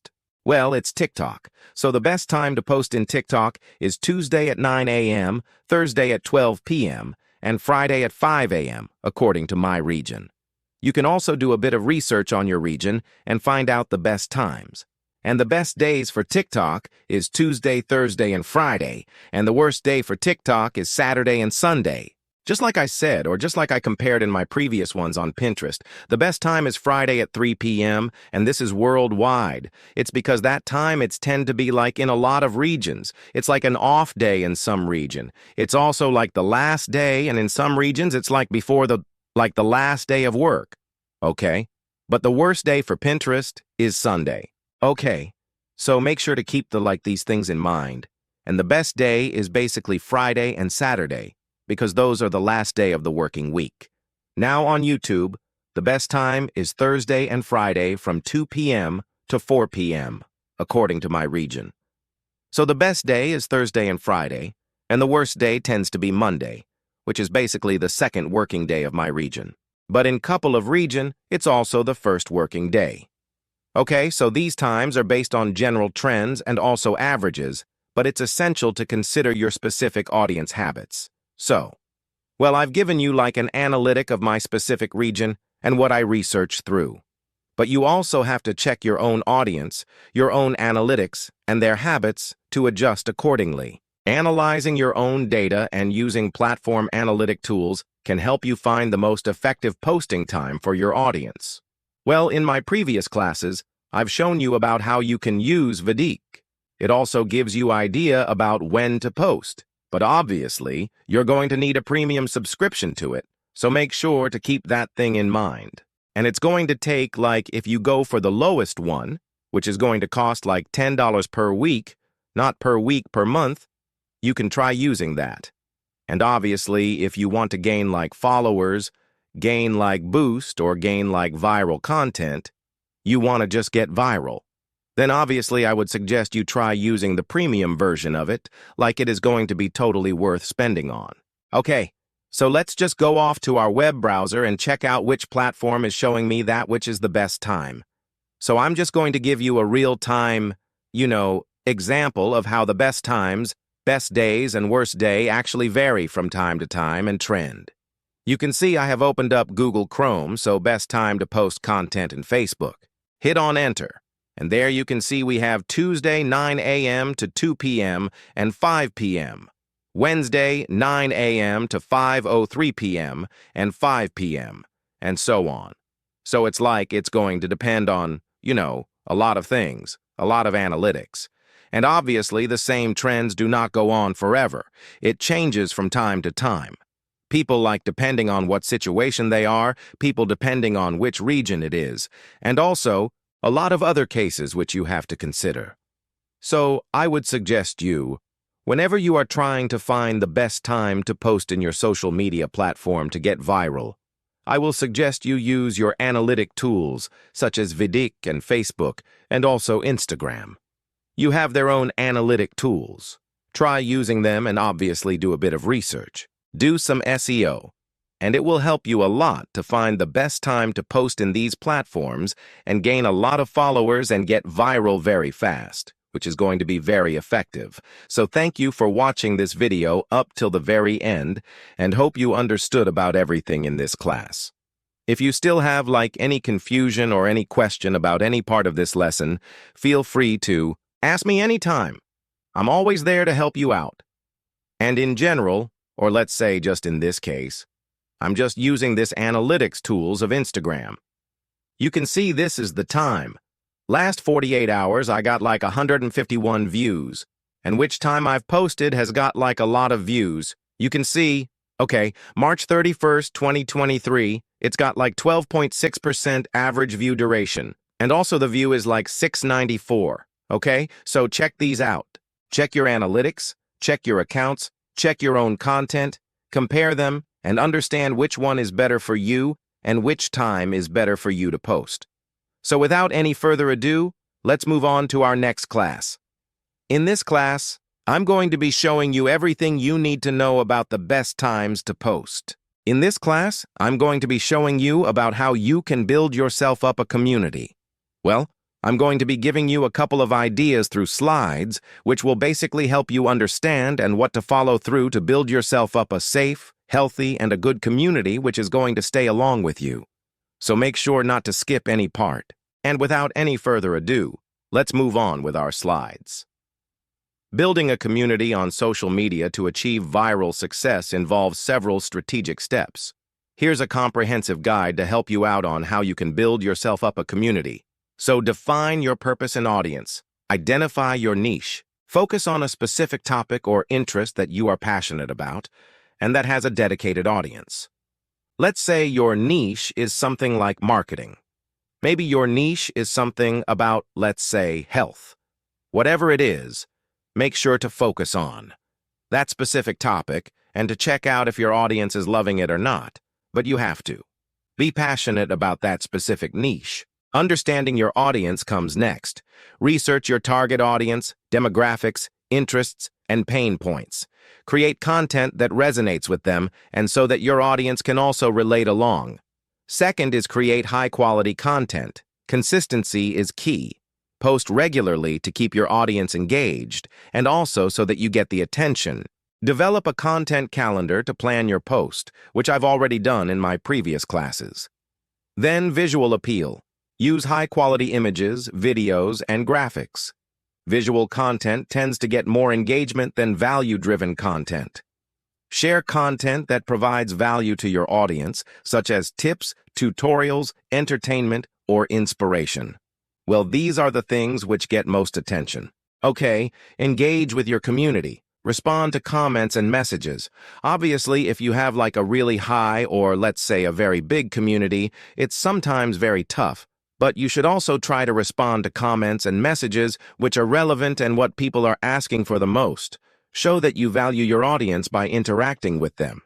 This builds trust and also loyalty. You can see some pages that have like a really big community, but some of them like tends to lose their followers or tends to lose their community on a gradual basis, or some even get bored. So that is one of the biggest issues right now because they do not engage with the community, ask questions, and also encourage interaction. Create posts that encourage your audience to comment, share, and also interact at the same time. Host live session. Use live videos to engage with your audience in real time. Question and answer sessions behind the scene. Looks and live events can be very effective. Collaborate with influencers. Identify influencers in your niche. Partner with influencers who have a strong following in your target audience. Let's say if you are, or if your niche is something based on marketing, you can also partner up with someone who is an influencer and is good with marketing, or understands the marketing, or both of your audience are quite the same, so you can try using that. Then mutual benefits ensure that the collaboration benefits both the view and the influencer. This can increase your reach and credibility. So obviously, when it is mutual, people on the partner side is also going to come to your side, or they're also going to get the idea about what you do, and your target audience can also get the idea about what that person does, whom you are partnering up with. Use hashtags. Strategically relevant hashtags. Use hashtags that are relevant to your content and audience.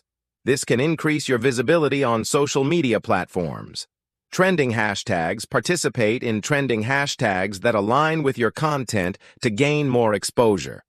Leverage social media features, stories, and reels, which are one of the most important things to get the attention. Use features like Instagram stories, Facebook stories, TikTok to share short, engaging content, polls, and quizzes. Interactive content like polls and quizzes can increase engagement. User-generated content. Encourage your users or followers to create content related to your brand. Share their post to foster a sense of a community. Obviously, if people are getting ideas from you or they are getting motivated by you, if they also want to partner up with you, you can also foster a sense of that community and share their content at the same time. It also increases loyalty and trust among the pages, and also who are actually the target audience. Then it's about leveraging the social media features about the user-generated content. Okay? Run contests and giveaways, exciting prizes. Offer prizes that are relevant and exciting to your audience. Clear rules ensure the rules are clear and simple to encourage participation. Encourage sharing, require participants to share the contest, or tag friends to increase visibility so that it can also reach a lot of people. Analyze and adjust. Monitor analytics.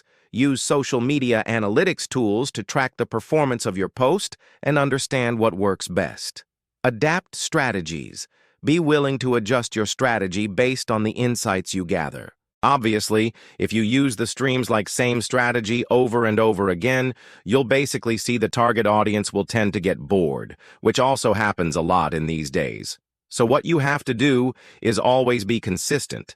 And also check out your analytics and also your insights of your content, your account, to check out which strategy should you use next to fix that problem or even to get more views. So you have to be kind of very flexible. Experiment with different type of content and also posting time, because obviously the same type of content also gets kind of boring, but depending on what you're passionate about, so you can experiment with it. Obviously, if you like most of the people will not like it, but it will also open up a new gate for you so that you can also get more target audience, okay? Or more audience or newer audience. And you can exchange new ideas at the same time and also change up your posting time, which is going to help you to understand what your target audience or when your target audience is most available on your socials or on socials. Okay, then promote across platforms. Cross-promotion.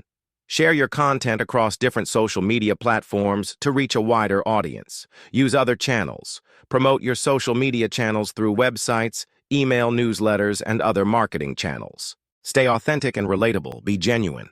Authenticity builds trust. Share your personal stories and experiences to connect with your audience. Then be relatable. Show the human side of your brand. Relatable content is more likely to be shared and go viral. By following these steps and maintaining a consistent, value-driven approach, you can build a thriving community on social media and increase your chances of achieving viral success. So hope you understood everything about this class on what steps and what strategy you have to follow up to understand and also build yourself up yourself. A community which is going to be healthy and which is also going to help you to grow faster and develop step by step. Okay? If you still have any confusion or any question, feel free to ask me anytime. I'm always there to help you out. So without any further ado, let's move on to our next class. In this class, I'm going to be showing you about how you can increase Instagram followers very fast. So I'm also going to give you a couple of steps and strategies which you should use, and I'm going to show you and I'm going to tell you rhythm of Instagram works and functions. So basically, to increase Instagram followers quickly, you need to understand and leverage Instagram's algorithm. The algorithm prioritizes content based on various factors, and optimizing these can help boost your visibility and engagement, leading to faster follower growth. So here are the key aspects of the algorithm and strategies to use them effectively. The first one is about engagement, like common shares and saves. The more engagement your post receives, the more likely they are to be shown to others. So, what is the strategy? Create engaging content that encourages likes, comments, shares, and saves. Ask questions on your captions. Use call to action and create shareable content. Reply to comments. Engage with users who comment on your post to increase the total comment count and encourage more interaction. What is the strategy? Respond promptly to comments and foster conversation. Relevance. Personalized feed. Instagram shows user content that aligns with the interest based on past behavior. So, what is the strategy? Use relevant hashtags and location tags. Post content that is likely to resonate with your target audience. Content categories. Use the Explore page to find out what type of content are trending in your niche and create similar content. What is the strategy? Create content around trending topics and popular themes in your niche. Then comes timelines. Recent posts. Most recent posts are more likely to be shown, so post at times when your audience is most active. Use Instagram Insight to determine these times. Relationships. User interactions. Content from accounts that users frequently interact with is prioritized. What is the strategy? Build strong relationships with your users or with your followers to regularly engaging with them through comments, DMs, and story. Session time. Keep users on the platform. Content that keeps users on Instagram for longer is favored. So what is the strategy? Create engaging and interactive content such as carousels, videos, and stories. Encourage viewers to watch your Reels or IGTV videos till the end. So you have to make something which is interactive and entertaining at the same time. Content type. Diverse content formats use a mix of photos, videos, stories, Reels, and also IGTV. So what is the strategy? Experiment with different formats and analyze which type gets the most engagement of your content. Explore page and hashtags. Explore page visibility. Getting featured on the Explore page can significantly increase your reach. So, what is the strategy? Create high-quality, engaging content that has the potential to go viral. Use popular and relevant hashtags to increase your chances. Effective hashtags use a combination of niche and popular hashtags. Strategy. Use up to 30 hashtags per post, mix popular and less competitive hashtags, and create a branded hashtag. Consistency. Regular posting. Maintain a consistent posting schedule, so the strategy is to post regularly without long gaps. Consistency helps keep your audience engaged and increases your content's chances of being shown. Quality content. High-quality visuals. High-quality images and videos are more likely to be engaged with strategy. Invest in good photography and videography. Edit your content to make it visually appealing. User-generated content. Encourage followers to create content. User-generated content can increase your visibility and credibility. Create campaigns that encourage your followers to share content related to your brand. Feature user-generated content on your profile, 11 analytics and adjustment monitor performance. Use Instagram Insights to track the performance of your post and engagement. So what is the strategy? Analyze the data regularly to understand what works best. Adjusts your content strategy based on these insights. Influencer collaboration, which is the last one. Partner with influencers. Collaboration with influencers can help you reach a wider audience. The strategy is identify users in your niche and collaborate on post stories and also campaigns. By understanding these aspects of Instagram algorithm and implementing the strategies effectively, you can increase your followers more rapidly and build a more engaged audience. So now, let's open up Instagram and show you the example of how you should follow up through these strategies. On my screen, you can see that I have opened up Instagram. First thing you need to do to get more views and to get viral is that first off, go off to your profile, then go off to your profile settings. Make sure that your account is a professional account and make sure that it is public. If it is not public, it will not work. You will not get any reach. Now, if you go off to the Explore page, you'll find out a lot of content which are quite good and also something which is related to what you actually watch. So these contents are going to be based on your past behavior and your past experiences. So first thing you have to do is go up to your profile, make sure that the post which you do is very consistent. Hello everyone, welcome to our class of Social Media Boost to get viral. In this class, I'm going to be showing you about how you can increase Instagram followers very fast. So I'm also going to give you a couple of steps and strategies which you should use. And I'm going to show you, and I'm going to tell you, rhythm of Instagram works and functions. So basically, to increase Instagram followers quickly, you need to understand and leverage Instagram's algorithm. The algorithm prioritizes content based on various factors, and optimizing these can help boost your visibility and engagement, leading to faster follower growth.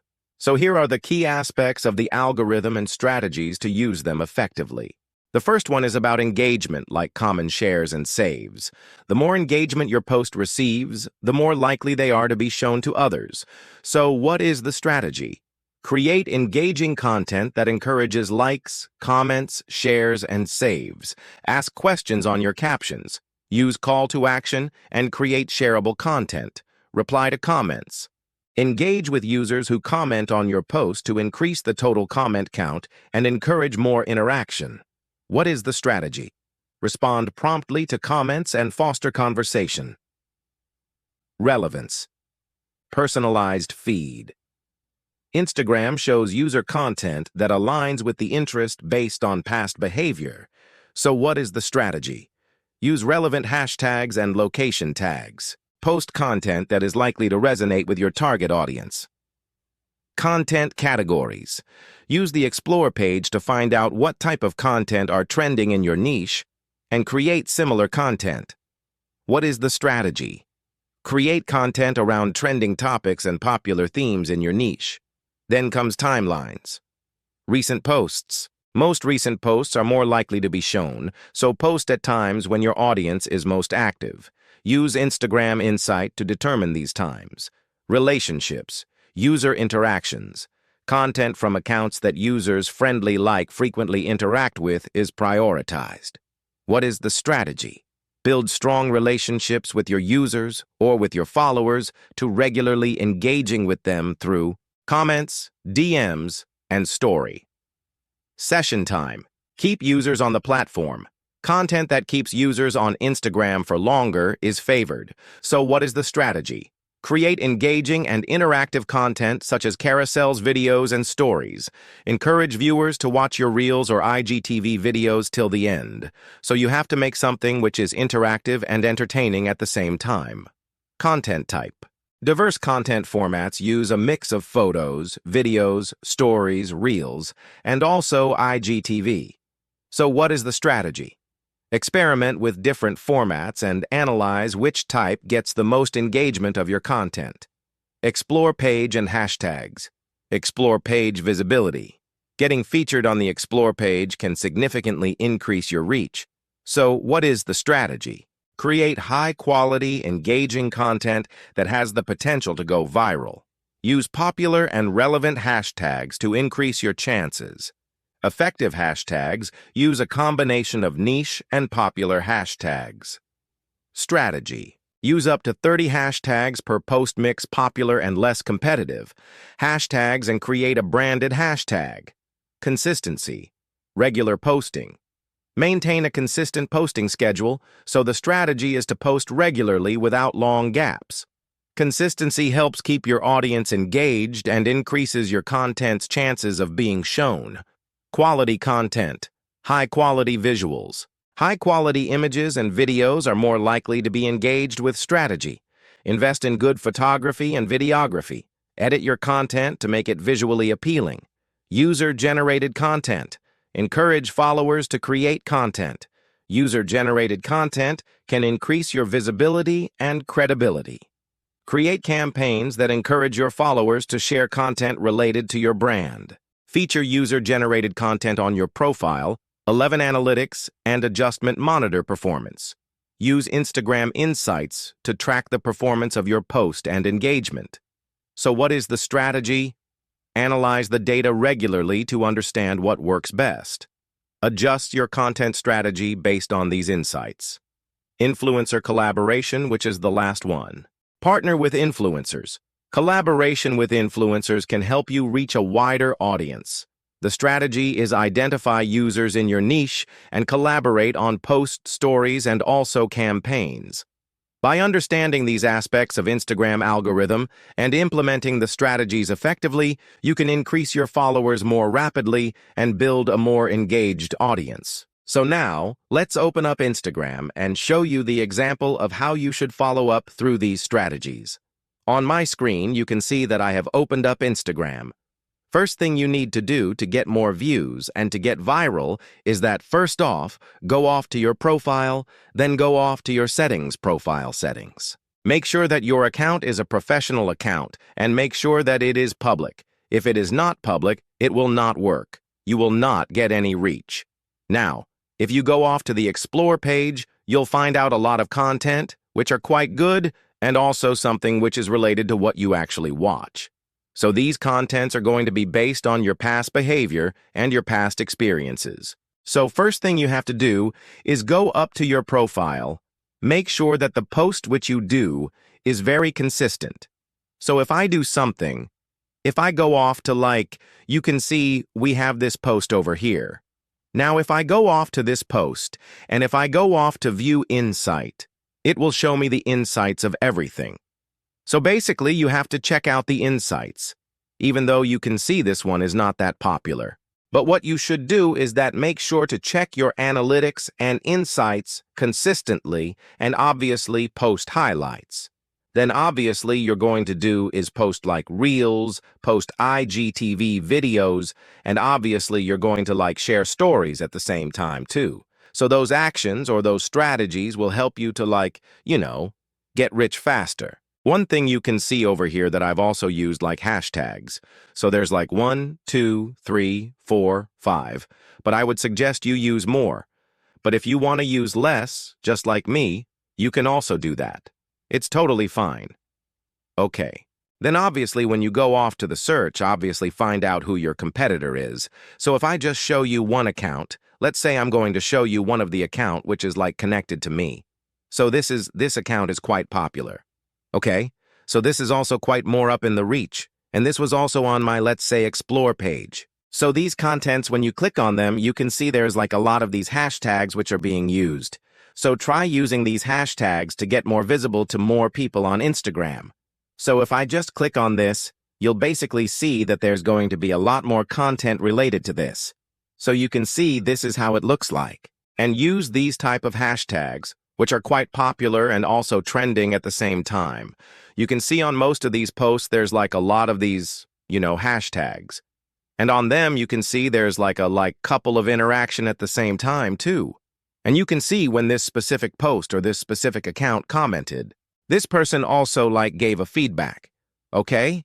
So now you know how you will be able to understand the algorithm, to understand about Instagram, and also how you can increase the Instagram followers very fast.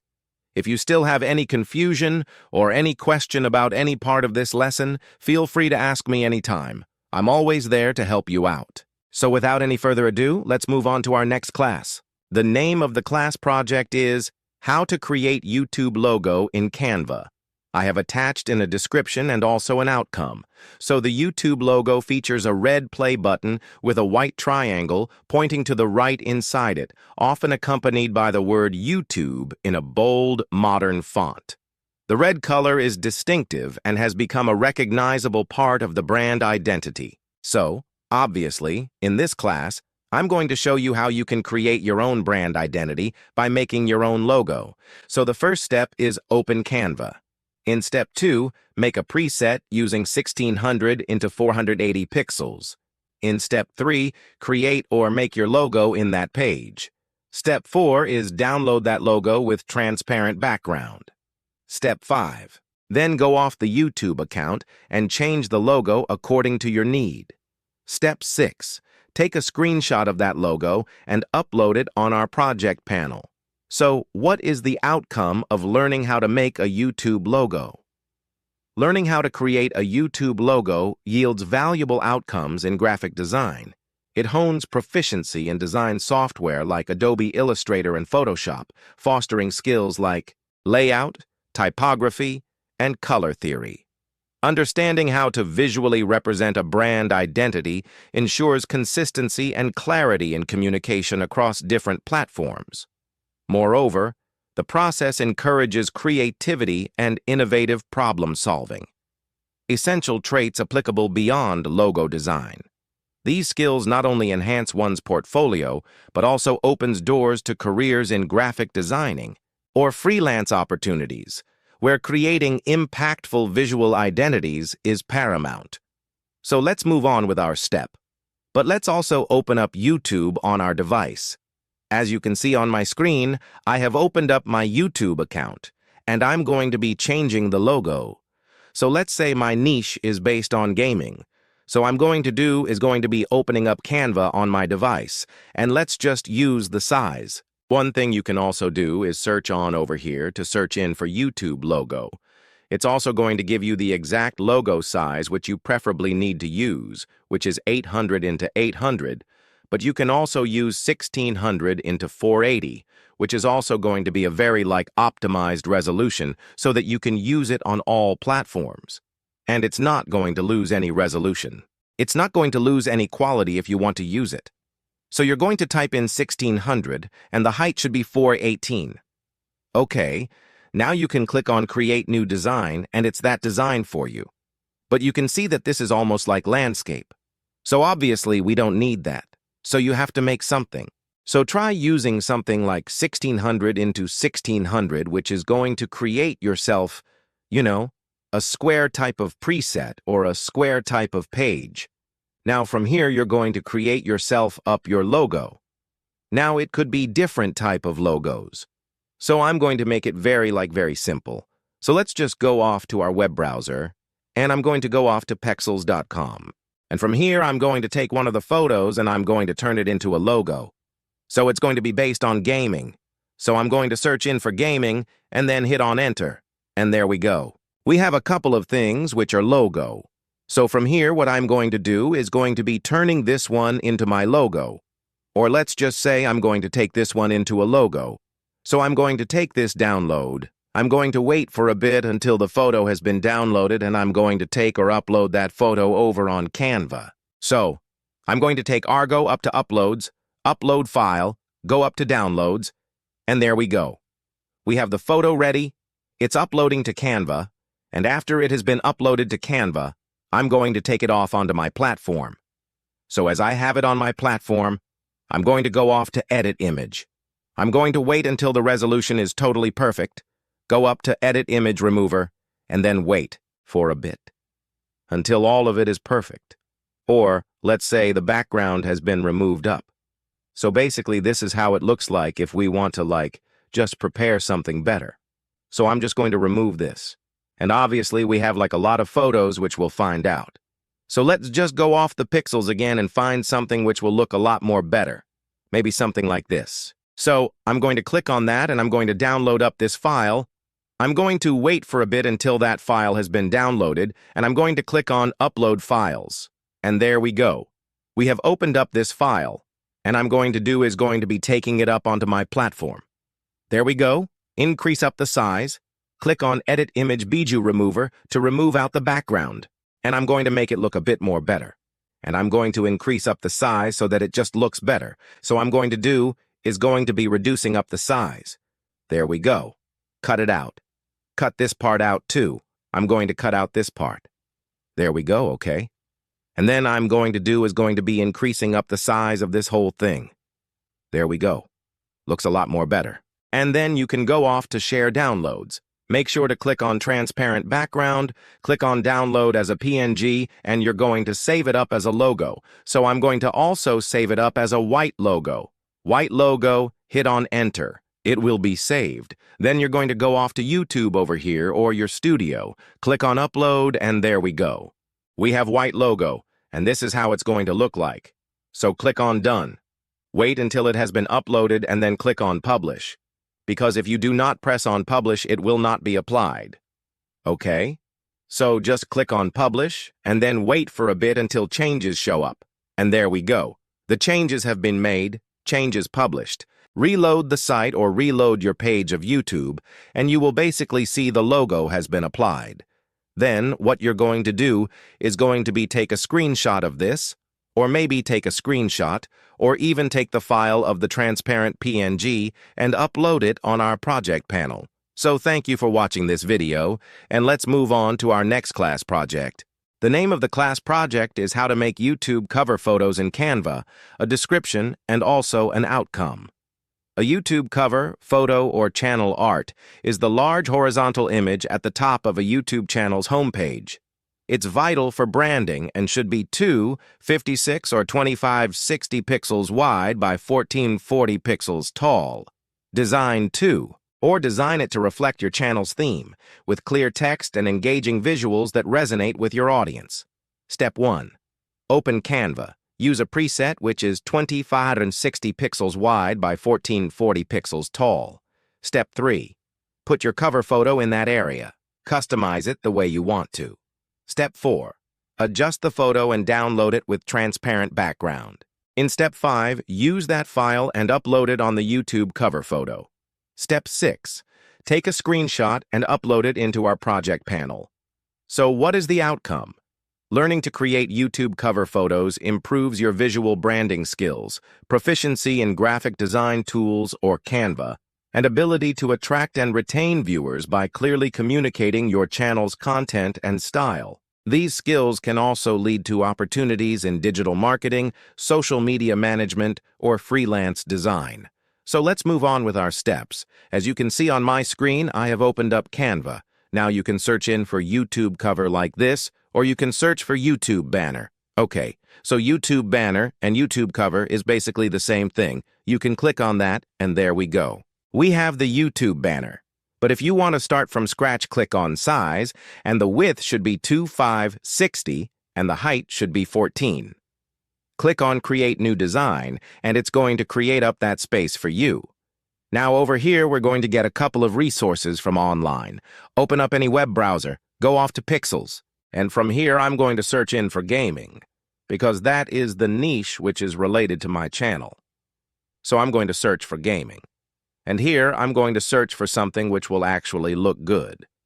So I'm going to keep on going down, and I'm going to find something which will actually look logo. And also, let's say, the whole cover. So from here, what I'm going to do is going to be taking this one. Let's say I'm going to download this free download. I'm going to wait for a bit until this has been downloaded.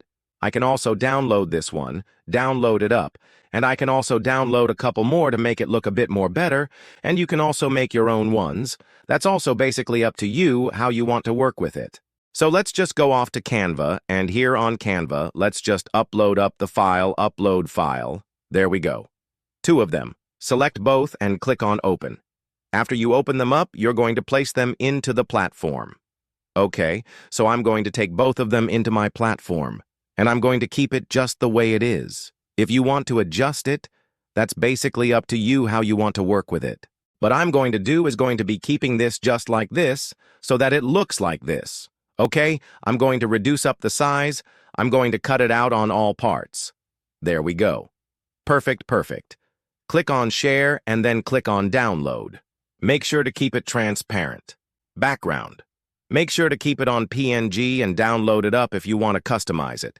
We can also do that. So I'm going to take this photo over here. Let's say I'm going to do is type in white cover. Hit on Enter. There we go. That has been saved.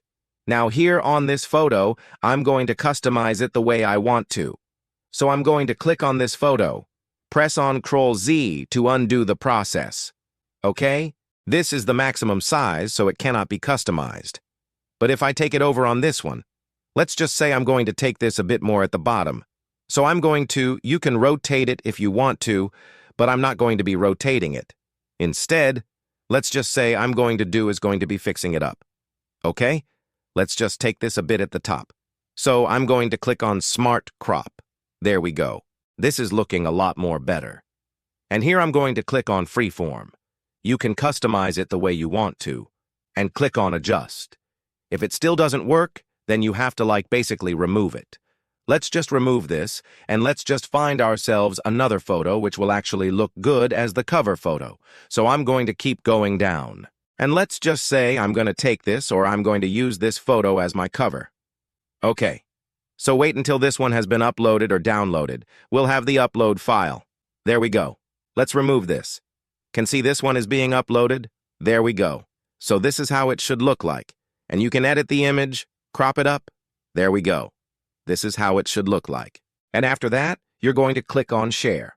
And what you can also do is apply a couple of text, maybe like this. And I'm going to unlock it. Let's just say I'm going to be customizing this.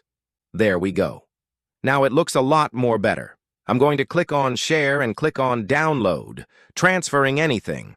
But you can obviously put a lot of content, a lot of text. I'm going to download it. I'm just showing you an example of how you will be able to use that and put in cover too. Hit on Save, and that has been saved. Now let's just go off to YouTube, and let's go off to My Accounts. So let's just go up and over on Studio. Let's just go up to my channel. And here I'm going to my cover photo. So I'm going to click on this cover photo, click on Remove Upload, and let's say I'm going to just use this. Let's just say it's done. Click on that, and there we go. Click on Publish. Wait for a bit until it has been published, and then you're going to be just reload up the page. And what you're going to do is just take a screenshot. Let's just reload the page and check it out. Let's go up to my channel. Let's go up to my account. Your channel. And there you go. Our cover photo or our banner has been changed to. So hope you understood about everything in this class project confusion or any question. Feel free to ask me anytime. I'm always there to help you out. Okay? And hope to see you guys in my next course.